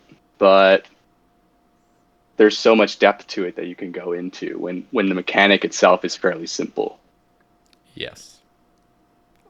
Exactly. Like, that's exactly the point. You got to keep things simple, and then the depth arises, like emerges from time and time and time spent in there. Yeah, exactly. And I would say, I was a big advocate years back of puzzles, because in my head, the idea of puzzles sounded interesting. And again, you're not actually seeing it play out in the actual game when you start seeing like how annoying it is. Yeah.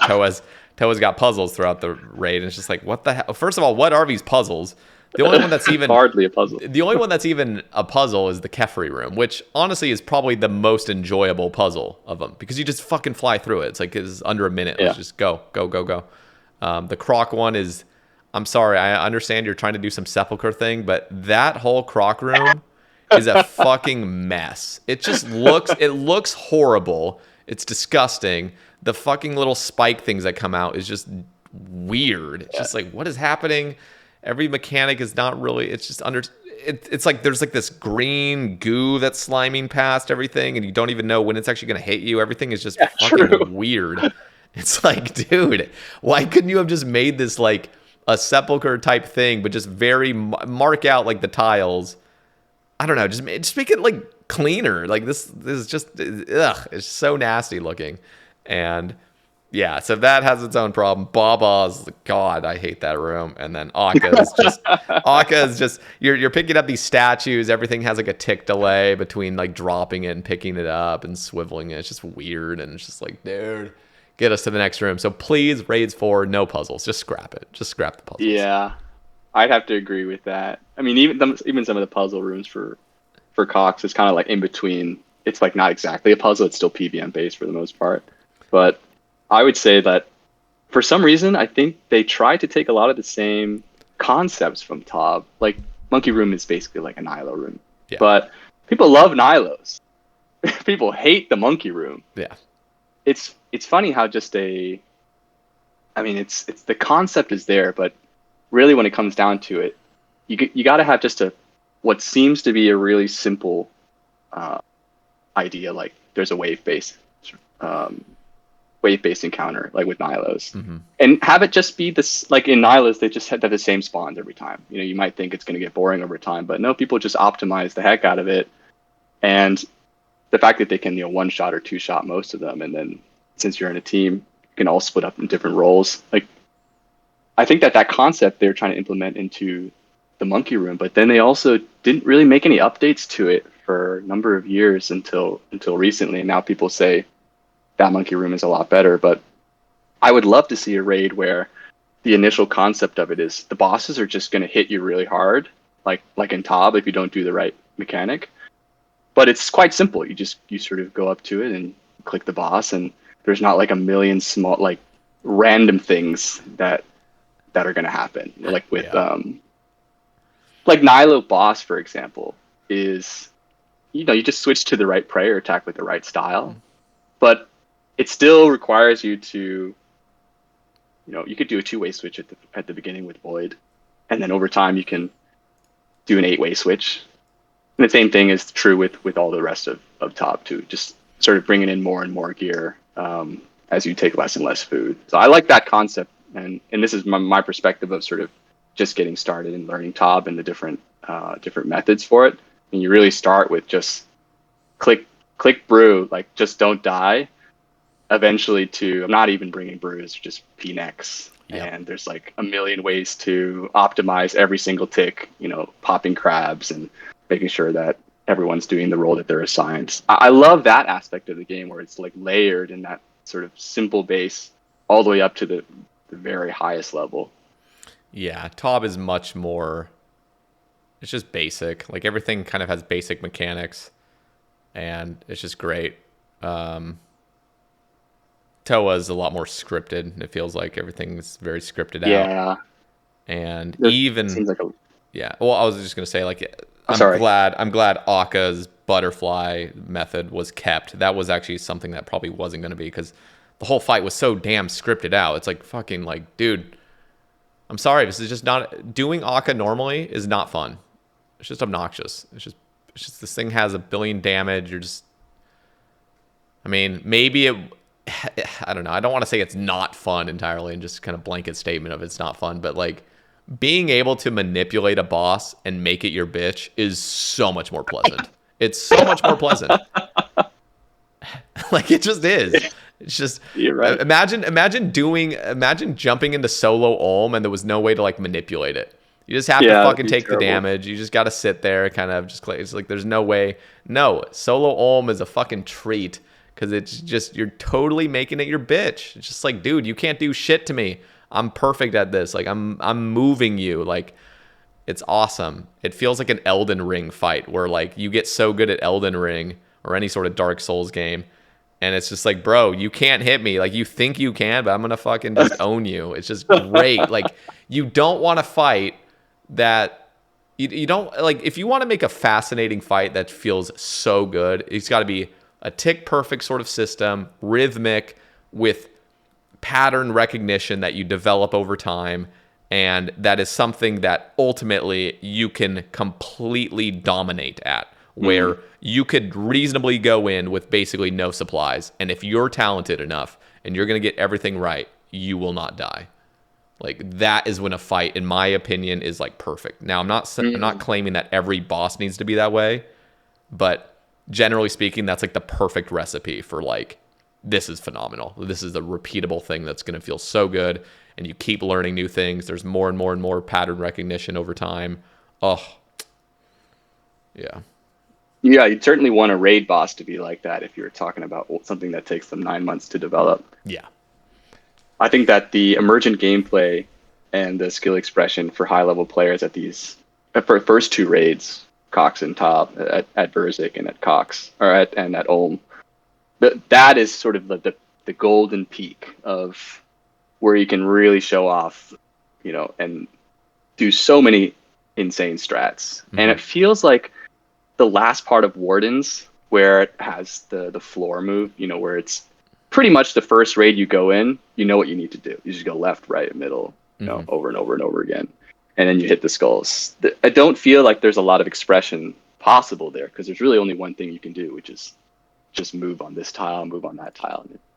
It's like almost, it's like given to you what you should do. But I suppose at the beginning, when Ulm was first released, people didn't know you could run the hand, that you could avoid the damage, and same with Verzik too, P3, P2. Yeah, no, I mean, it's just, I don't envy the devs when it comes to like boss design. It's like we've seen what works very, very well. And it's just hard to replicate it. It's like and some of the time, I mean, even something like Solo Ulm, I can almost imagine if you didn't know that most players that get involved in solo raids deeply, deeply enjoy that and love doing it. Like Ulm is the star of the show. It's just it's such a fun fight, especially when you get it down. It's just such a fun, simple thing. You would think as a dev, let's just say that was intentional, which it wasn't. I've talked to, you know, Mod Kieran and everybody. It's like, this was not an intentional thing, really. I mean, it was based off ticks, so ultimately just aligned nicely. But if you had seen like, oh yeah, this is where we're intentionally doing this, they would be like, isn't this a bit like boring? Isn't this a bit easy? Isn't this like, you know, kind of like broken? Shouldn't we force Ulm to actually like engage with the player? And a natural developer's thought would most likely be, oh yeah, this is just too easy. Like it can't be this way. And ultimately, no, it's like, it's counterintuitive. Like we want that. We want to be able to fully dominate a boss. And it's like, it's just so counterintuitive. I feel like it's just like, no, this can't work. And that was the same hesitancy they had with Akka Butterfly Method when that emerged. It's like, no, like you've just completely destroyed all the mechanics we put so much time into, you know, this fight. It's like, you can't get rid of it. This is making it too easy. And it's like, dude, everybody just wants to Akka Butterfly. It feels so much better. Like it's just cooler. It's just like, and then when that emerged, people started finding out the tick loss, or the tick lossless, or whatever, however you would phrase that, just the ways to not lose any ticks, maneuvering across to the next quadrants. And like, that's the just time over time, just like going in there, you start developing new mechanics and improving on other things, and it just feels good. Yeah. That's one of the best parts of the game. Just the simplicity of a lot of the mechanics. I think the whole idea that the sort of flank time is the 0.6 seconds. So there's only so much you can squeeze into the game at once, but you can do multiple actions, you know, in one tick. You change your prayer and switch gear at the same time. And so if I had to just give a design philosophy for RuneScape, it's that simplicity is always going to beat out complexity here. It is. Yeah. And it's another reason why I'm concerned with... but I'm glad they scrapped Ruinous Powers, but that was something that I started getting concerned about, is like overcomplicating things. Yeah. I think people are also, not everybody, but I think there is a pretty large portion of the like higher level player base that thinks something like shamanism would be a real positive to the game. And in my opinion, again, nobody knows what shamanism really would have entailed, but overcomplicating simplistic systems that we already have doesn't really lead to better stuff, generally speaking. It just convolutes stuff, and it makes it less fun. Yeah, I wouldn't mind some of those cursed prayers as add-ons to the normal prayer book, just like we had with the Royal Titans. Yep. I think like a Rage 4 reward, just off the top of my head, I mean, just give us like a Turmoil type upgrade to Piety. Exactly. Like a level something 90 like, or 95 or something. Yeah. I think that with 3 mega rares in all 3 styles already, it kind of makes sense to upgrade the prayer that came out in like 2006 or something. Like, I don't remember when Piety came out, but this has been the best prayer for as long as Old School has been around. Yep. No, it's interesting. This is actually, I want to cross this idea by you. This is not thought out at all. It's me, again, spitballing, just fully just telling my audience that. Yeah. I always need to like make that statement, just like the disclaimer of like, this is not something I'm advocating for. It's just spitballing. But what would you think of a defensive prayer that would come out, and this prayer would be called, I don't know, bulwark or something, some bulwark type prayer where it's all defensive, and it's something you could flick on. So, at the end of like the next fight, with that last phase where you're kind of flicking on different prayers and stuff, and it's kind of interesting to do that. This would be a prayer that is specifically going to give you a lot more defense and potentially even just straight up damage negation, just mildly, nothing game breaking, but it's something you could flick. But the only way to actually activate it is by having a shield equipped, and the shield's stats are what's going to give it a bigger or lesser effect. So so the idea behind this is to get shields more involved in the game, especially when it comes to melee. I mean, I feel like ultimately most people are just using two-handed weapons or using a defender for everything. And so this would be somehow pushing in this idea of like shields are now useful, where you can use the shield. The shield's going to have its effect on its own, but now if you really want to give it an additional effect, basically every time you're attacked, you switch on to and this would not be an overhead. This would just simply be something like a piety, but just purely defensive, where when you're attacked, you can flick it on and you're going to get this massive deflection, basically, of like damage incoming at you. So what are your thoughts on something like that? It's very simplistic. It's based off of actually using a shield. The shields aren't getting direct buffs, but there's a prayer that's kind of attached to the shield. Do you have any intuition on, if this would be a good idea or not? I think it's an interesting idea. When you first mentioned it, it makes me think I'm going to have to flick a prayer and a shield at the same tick. But you could, if you wanted to really fucking giga sweat, but I promise you, most people would get really annoyed by that. You want to just quickly have a shield equipped, prior to the play. Exactly. Okay. It seems also like splitting up like the previous curse prayer where you would deflect some damage, like if you had an overhead, like the melee prey would deflect some damage back. So it sounds like this prayer could be sort of that concept, but just in its own prayer. So you would basically be attacking, let's say you're attacking next at the end, you got a Fang and then like an Elysian on. And like between attacks, you would hit piety for the attack that you hit, and then you would wait for next to hit you, and you would flick this other prayer. Yeah, I think that's interesting. It's like flicking a suffering almost too at the same time. Like if you're going to recoil damage. So this is something that's a little bit iffy. I'm worried about the deflection, mainly because it's a direct DPS increase, where I'm worried about it. I would much rather it be just simply defensive, which ultimately kind of does lead in some scenarios to a DPS increase, just because you're not having to eat as much. But I do worry about the kind of recoil effect of it. And it would be fun, don't get me wrong, it would be cool to see that. But it would be mainly used in situations where, I don't know, I'm trying to even think if there's like some situations like, I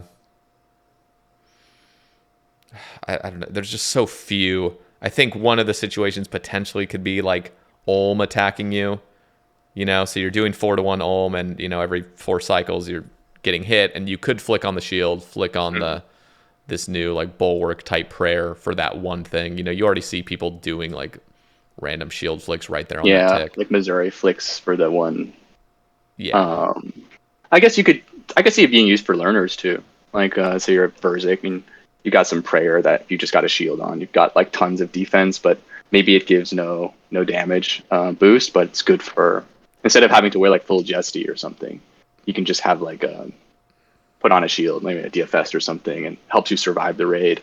Yeah. I could see in the future too, with like we've got this new boss coming out, this sort of delve boss, where you need to last a long time and supplies will probably be tight if you're trying to go down to the furthest levels. Like a defensive prayer with a shield could be the meta in the sense that maybe pure DPS, if you're a really skilled player, you could basically min-max, like how much DPS stuff can I bring without needing without basically sacrificing the time that it's going to take to kill, or like the chances that I'll die. But maybe for someone who's still learning, the meta could be to bring like a DFS down and then camp this defensive prayer just to get the completion. And that could be the boss's mechanic could go sort of how they have tried with moons, where they've got the flat armor defense where they like take an extra 4 damage. Yeah. There could be like a mechanic where a boss will do like some true damage to you based on your defense, and the defense could be scaled up so that low defensive things. I guess Torba is actually pretty tanky, to be honest, but let's just say it's based off of effective defense level. So this prayer could increase that, and having a higher defense could actually be the difference between doing more damage or less damage. I mean, it's an idea for a new boss, you know, in which you try to dethrone some of like the pure DPS metas that we have. Yeah, it's interesting. These are all very obviously like bizarre concepts because we've never had, I mean, they're not even necessarily bizarre, but I feel like anytime anything's introduced like this, it's just instantaneously like negatively perceived of like, oh, this is going to shake up things. I don't like this. It's too much. But yeah, the whole concept is to just kind of allow shields to have a place, because I feel like just shields are shit in every situation besides with, I mean, kind of mage and range, but even though you're mainly using two-handed weapons at that end game stage. I would say that just to sort of tie this into like the accounts that I've been making recently, defense is a really big thing, and also prayer when you're doing AFK activities or like want to sort of do zero time methods. Like that's sort of the place that I think a lot about regen, like HP regen. I think about defense bonuses. I think about prayer bonuses, like things that don't actually involve me actively playing the game, I guess. So yeah, you're right. There's a niche for them, but it's only for when you're not wanting to play the game, which is interesting. Yeah. Okay, let's touch on some of these last couple topics that you have, which is, and we've already, I guess, kind of briefly touched on, I think, earlier, but how to balance scaping and progress with a limited time. So basically it's hard playing efficiently, having zero time methods and alts, basically. So let's touch on that if you have further things to add. Yeah, I'll bring back some of the things that I talked about earlier, which is, so, you know, the main way that you can make progress in this game, if you're actively playing, is just do efficient hour methods. But I also want to introduce like some concepts that I introduced earlier as well, which is the idea of like attention and effort and wall clock time. And so when it comes to efficient hour methods, typically you're talking about almost full attention, let's just say from 0 to 10.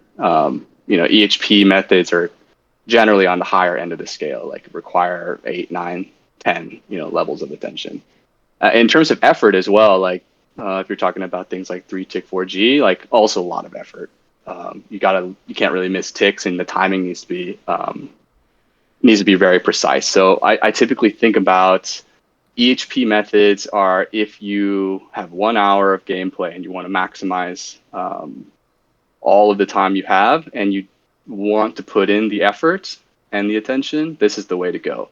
And the way that I define effort is like sort of a combination of a lot of different factors, like the number of clicks you need to do, the sort of periodicity of the clicks, like is it a repeated click, like, you know, like every tick I'm clicking once, or is it like every 2 ticks I'm clicking once, or is it some irregular pattern where like I need to watch the game and click when I within a certain window, like within 1 tick or 2 ticks. And then also mouse distance. So I think that you could probably calculate all of the methods that are EHP methods, like sort of using these 3 metrics, which is number of clicks, the periodicity of the clicks, and the mouse distance. And you could probably even graph out like how much effort these are taking, like just like how far has my mouse moved in 1 hour, you know, how many clicks have I done, and like what was the sort of period between the clicks. And generally speaking, like more clicks, more irregular clicks, and larger mouse movements are going to be equating to higher effort.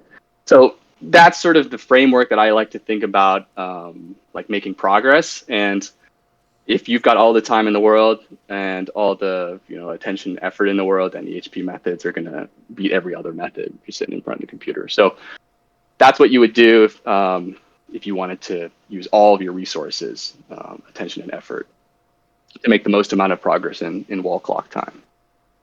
And the second way that I think for most people that are not able to do that, who maybe have a full-time job, or when they come home they don't really want to do these kind of methods, or they maybe work from home, is to do sort of these more semi-AFK methods that allow them to still make progress, but drastically reduce the amount of attention and effort that you need.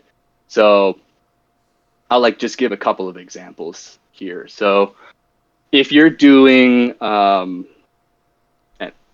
something like wood cutting, you could do 1.5 ticks at the teak trees, or you could do semi-AFK method ranging all the way from redwoods to like forestry or magic trees. This is what most people would do, sort of the range in which they want to put the effort. So redwoods obviously being like the lowest effort here. But I think that in terms of wall clock time, if you can get like 90K an hour wood cutting at redwoods, which I think is the rate with the crystal axe, versus getting I think it's like 255K for 1.5 teaks. Yeah. If really you can good. Play, yeah, if you're super good and want to put in the effort and attention. But just comparing like the effort and attention, I mean, redwoods is like 1 and effort is like 1. And the wall clock time for the same amount of experience is like 2.5x or something like that. So if you can sit at redwoods for 2.5 hours versus doing 1 hour of 1.5 teaks, you're getting the same amount of experience in just a longer amount of time. And this is sort of obvious, but if you can sit, let's say you work from home and you have the luxury of doing that, and let's say you chop trees for 8 hours, that's equivalent to doing like 2.5 hours of 1.5 teaks. But you have basically expended 1 unit of attention and 1 unit of effort for each hour for 8 hours. So I think thinking about making progress is not necessarily about in-game time. In my opinion, it's about wall clock time. So like if I want to max in 6 months, if I can sort of maximize the time that I am doing, making progress in the game, and sort of minimizing the attention and effort I need to make this progress, then I think that overall that's a win for most people who are trying to still make progress and not want to put in tons and tons of hours, which in my opinion, when they say tons of hours, what they really mean is tons of attention and effort, because I think people have a lot of downtime. And this sort of goes into my next type of method, which is zero time methods, ones you can do via your phone, like either Chrome remote desktop or something like a foot pedal, or like even mobile, for example. These are very low APM methods where you can basically make progress on your accounts like while not being at the computer. So I'll stop there because I think I just said a lot, but I'll let you ask any questions or clarifying. That's interesting. Yeah, no, I think, again, this is every player is different. So some players, play from home and they just can be on their computer all the time, but they can't actually fully dedicate all their attention to the account. So they have to kind of weigh those different methods, like you mentioned, redwoods and 1.5 tick teaks.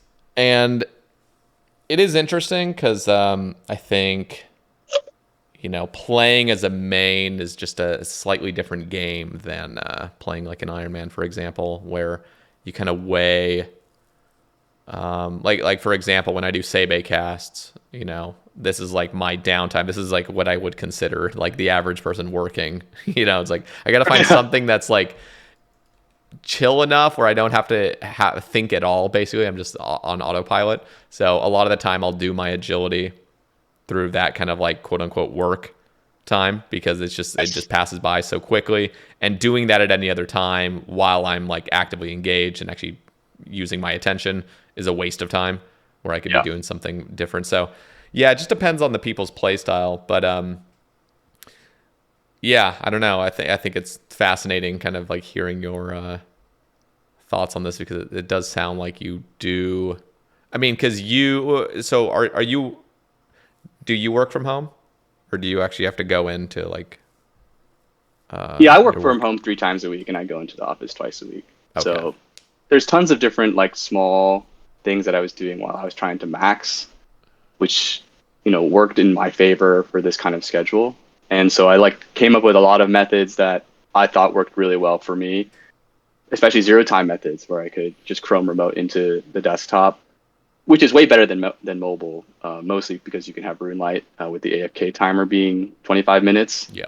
or the logout timer being 25 minutes, as well as a bunch of plugins. Like, I think that there is a ton of opportunity for people to set up sort of the tech outside of their computer and outside of like the sort of mainstream methods to make that slow incremental progress towards maxing, especially if that's what their main goal is. Yeah.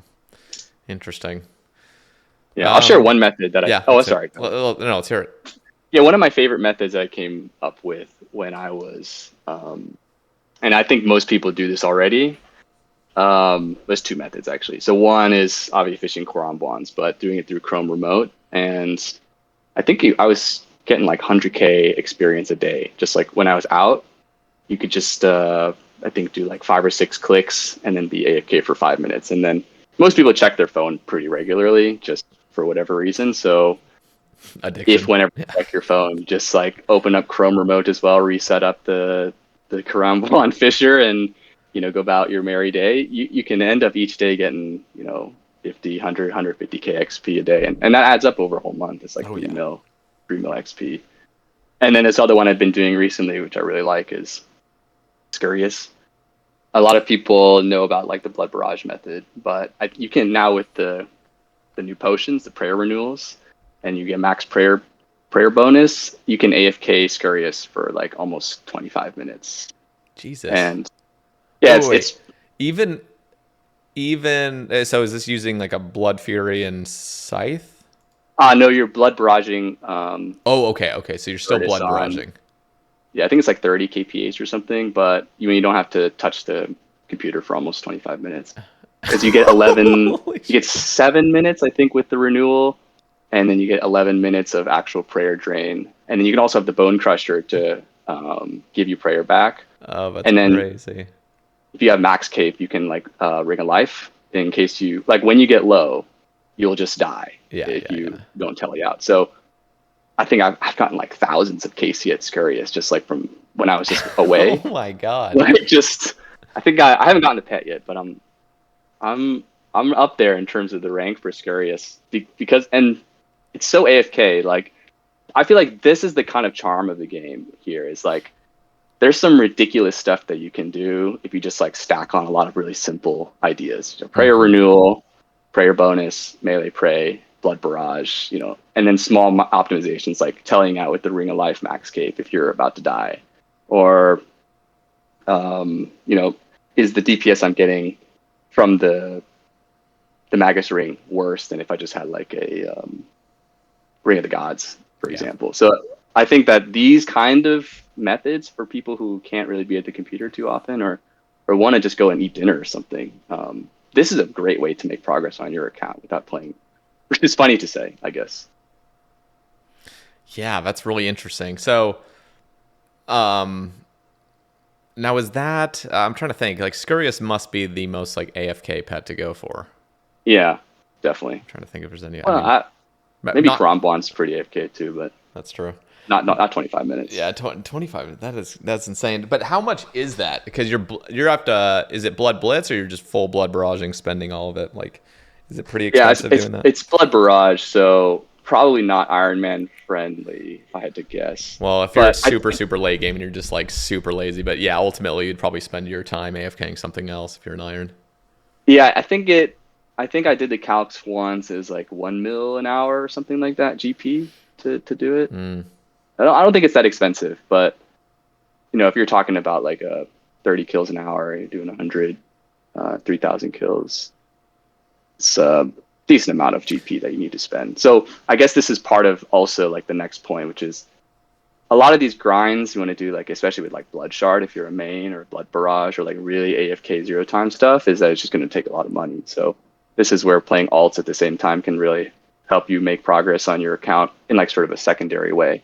So if you're skilling, let's say you're doing Sepulcher, and you want to also make money at the same time, you just get like 3 Firewatch accounts on the side too, which takes like almost no effort. I would say like the amount of clicks you need to do is like on the order of 10 clicks every 7 minutes, like across all the accounts if you got 3 going. So in terms of making progress on the game, there's tons of ways to do it. And I think one of the most powerful ways, like I was mentioning earlier, is just like having alts, both actively playing for pet boosting, but also for just making GP on the side. And I think you had another player on here before, Darts, who does the same thing on RS3. It's like similar to that, where you're doing a high APM scaling method on your main and then just making money on the side. Yep. I wonder if, just you mentioning Scurious, I wonder if there's something you could do with Sarachnis, especially as a main. You got so many different options for like alts potentially, but like, I mean, now with the Aranea boots, it's just, I mean, I did a kill without a Blood Fury on my Iron Man where I sat on the couch behind me, and without clicking once, I killed Sarachnis 3 times. Like just full on. And so I wonder, and then that was again like just me just sitting there without any prayer rejuvenations or anything, or really prayer gear in general. So I wonder if somebody were to map out, especially if you brought in like an alt or two and they're also kind of AFKing it with like less, well, I don't know, because then you got more spider summoning. I don't know if that would be a benefit or not, but that'd be fascinating to see if somebody comes out with like some stupid 25-minute like Sarachnis. Yeah. There's no way it could be 25 minutes, but something maybe like 5 minutes or something. Guaranteed. A lot of these methods too are, I mean, I'm super interested in like the long AFK methods, like the 25-minute ones, because those ones are like the most extreme examples. Like nowadays you can goading potion pretty much anything. Yeah. Which means that you can basically guarantee like 6 minutes of AFK at every single location that you want to get something at. The Slayer monster type NPCs. But yeah, maybe I'll look into like this Sarachnis thing. If they all had like Blood Shards and I had like 15 accounts in there, maybe I just will never. Maybe you'll never die. I don't know. Who knows? Yeah. It'd be interesting because you'd also have to map out like the player that you want to get the kill on. Because the cool thing with Sarachnis is, I mean, you could have all your alts just have like a range weapon or a mage weapon or something like Shadows or something. And as soon as Sarachnis moves to one corner, it'll do a range attack to like everyone, I'm pretty sure. And so that'll just engage all of them auto retaliating. Yeah.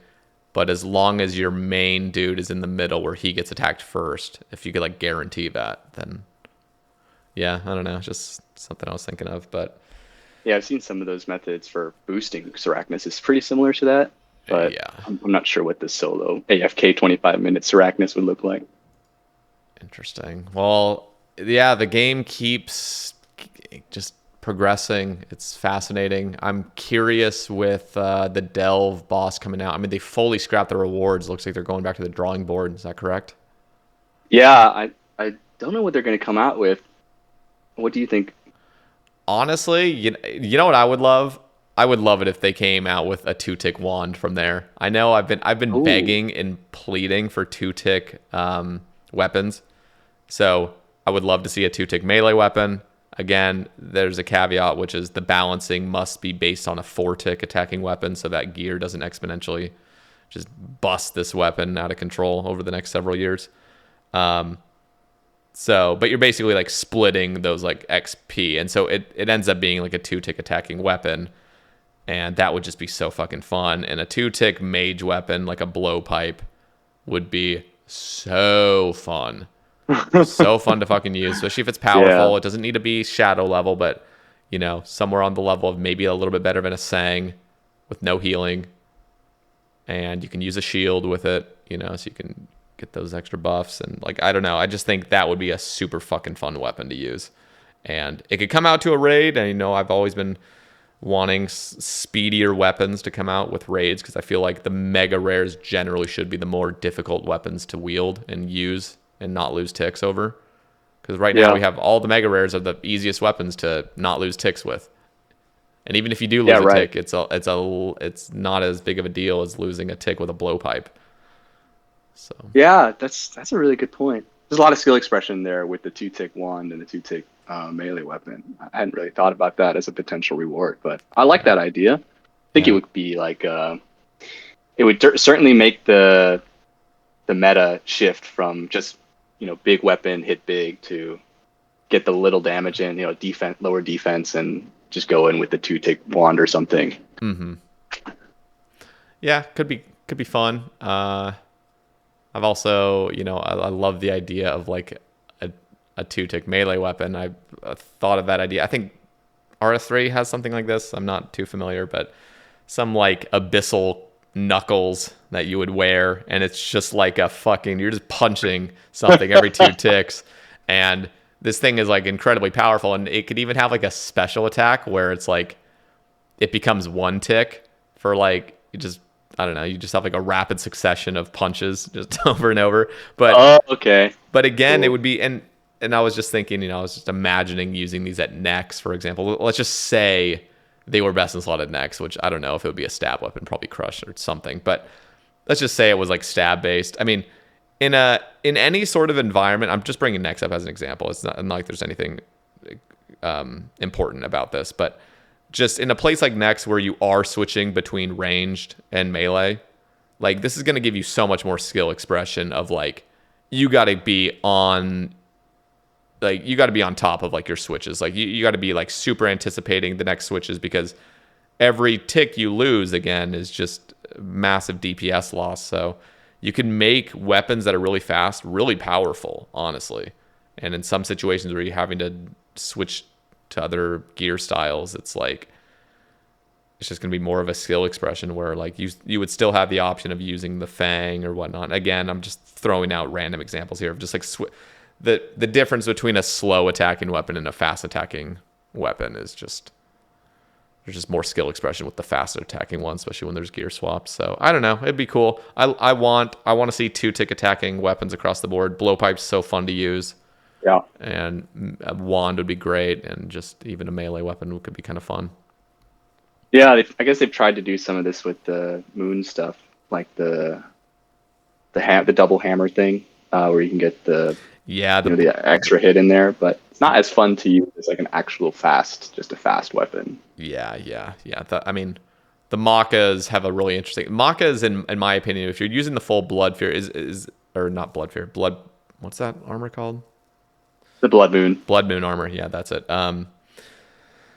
Yeah, that when it's like randomized saving a tick, I hate that. It just feels awkward, because you're like, I mean, in a lot of places it doesn't matter, but if you're in any place where it's like you're really trying to like anticipate something, it's just awkward. It's like kind of jarring to like have that happen randomly. You're not really expecting it, but something that just default super fast attacking could be so fun.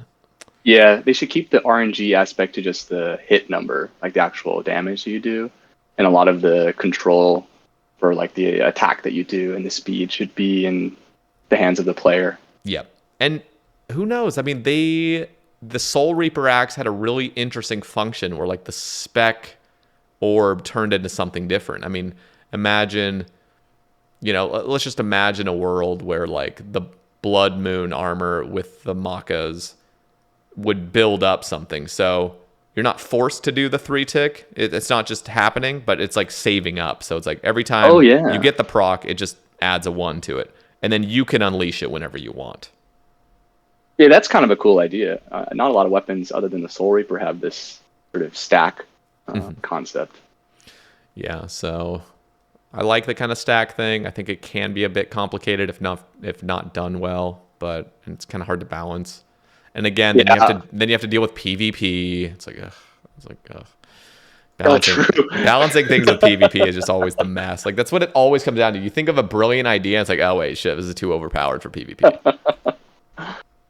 I heard that the Noxious Halberd is actually has that problem in PvP where it's actually insanely good. Yeah. I don't PvP myself, but I've just heard people who have come back to the game and say, "What is this weapon that people are using, and why is it so good?" Because you can be one tile away. Yep.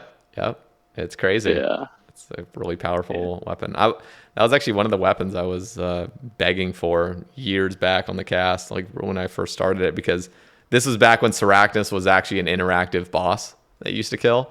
And what you had to do was, if you really wanted to milk every bit of DPS, you had to bring a Crystal Halley. That was Interesting. Yeah. So if you were an Iron Man, like every time you got web stuck, it would move. And if you were in the certain tick cycle, which was all random, but if you were in that tick cycle, every 4 moves, you could actually get an extra swipe in with a massive Halley hit. Now, you would never spec with the Halley, but you would just use it to poke it where nothing else would have given you that damage.